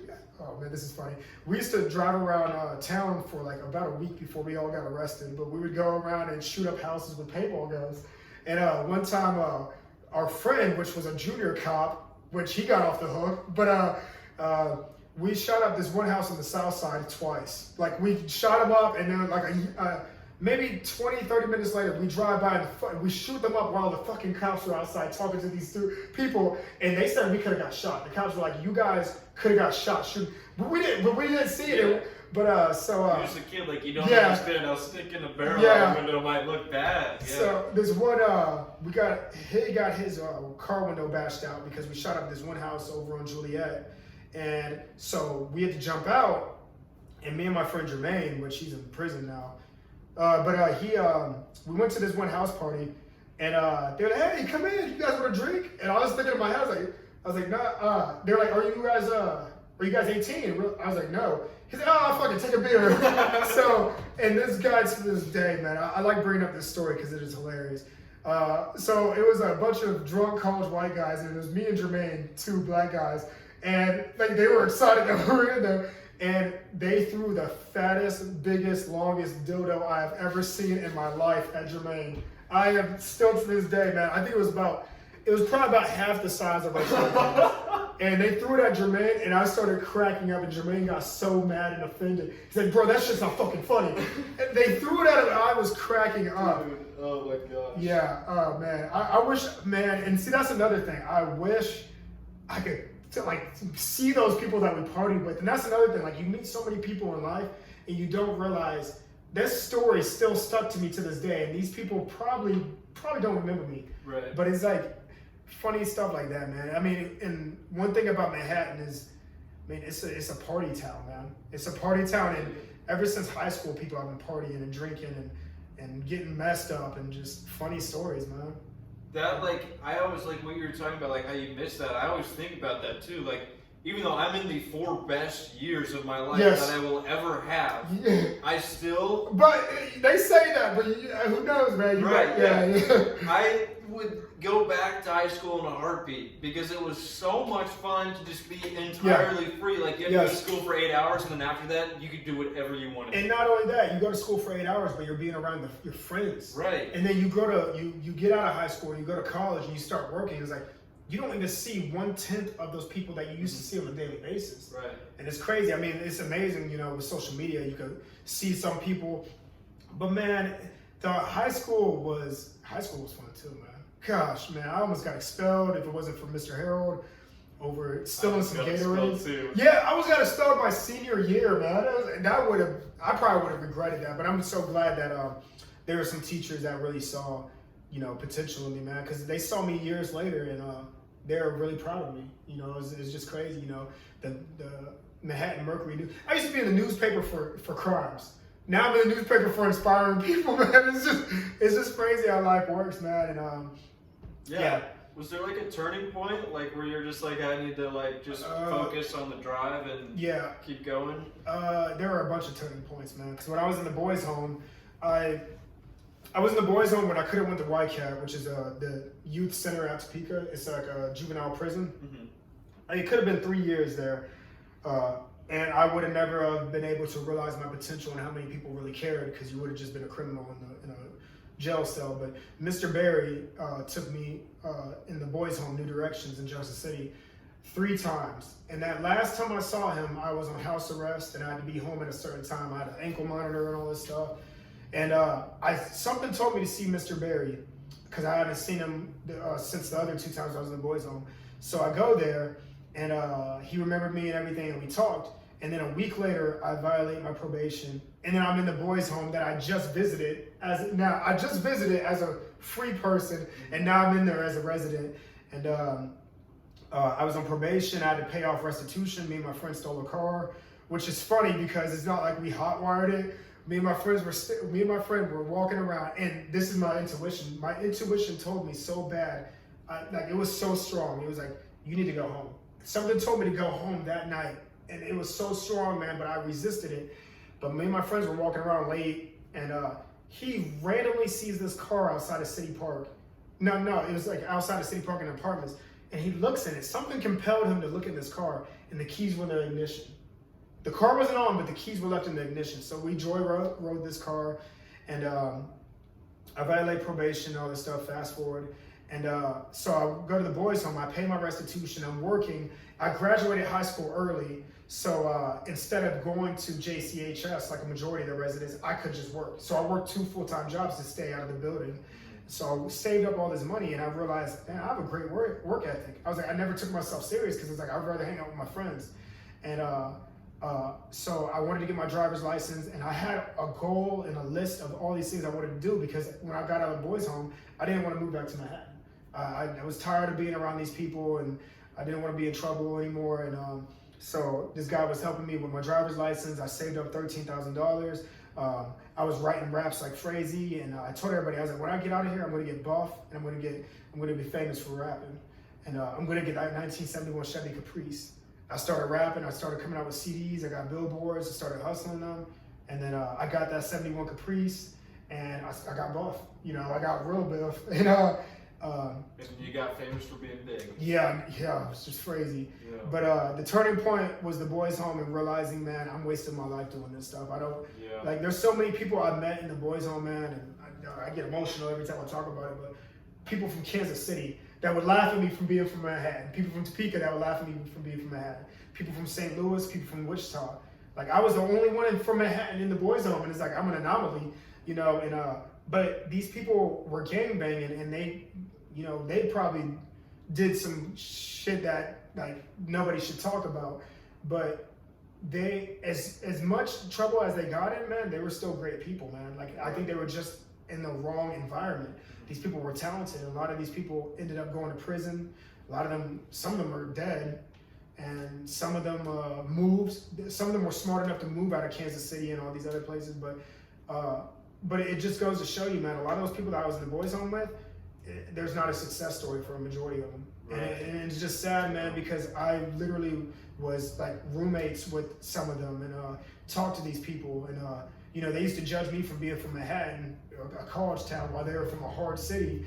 But we ended up being cool, super cool, and just, man, if they would have had more belief in themselves or something. But I also look back at it because a lot of teachers, some of them probably thought I was going to go to prison. I was headed down that way.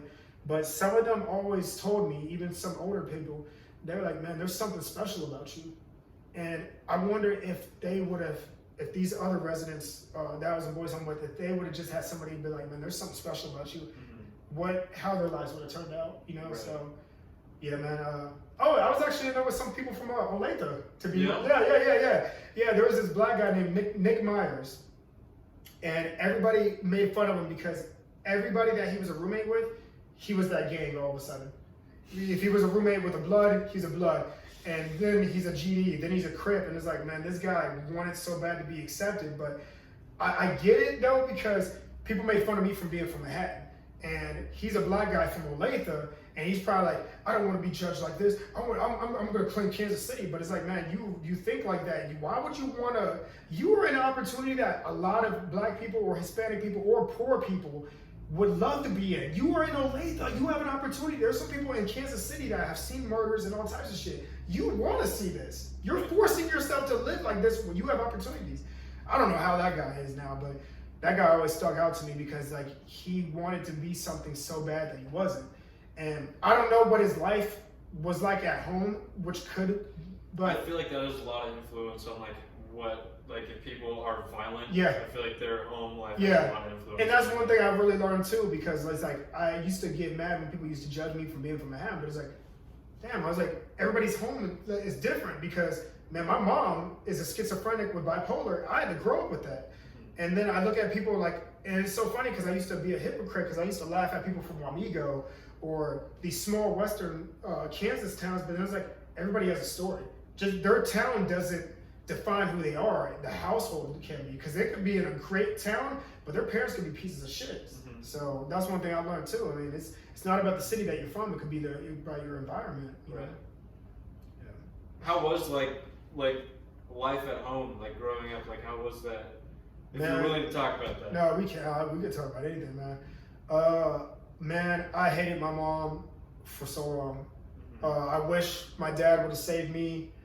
But then looking back at it, hindsight's 20/20. If my dad was in my life, I probably would not have this mindset that I have now.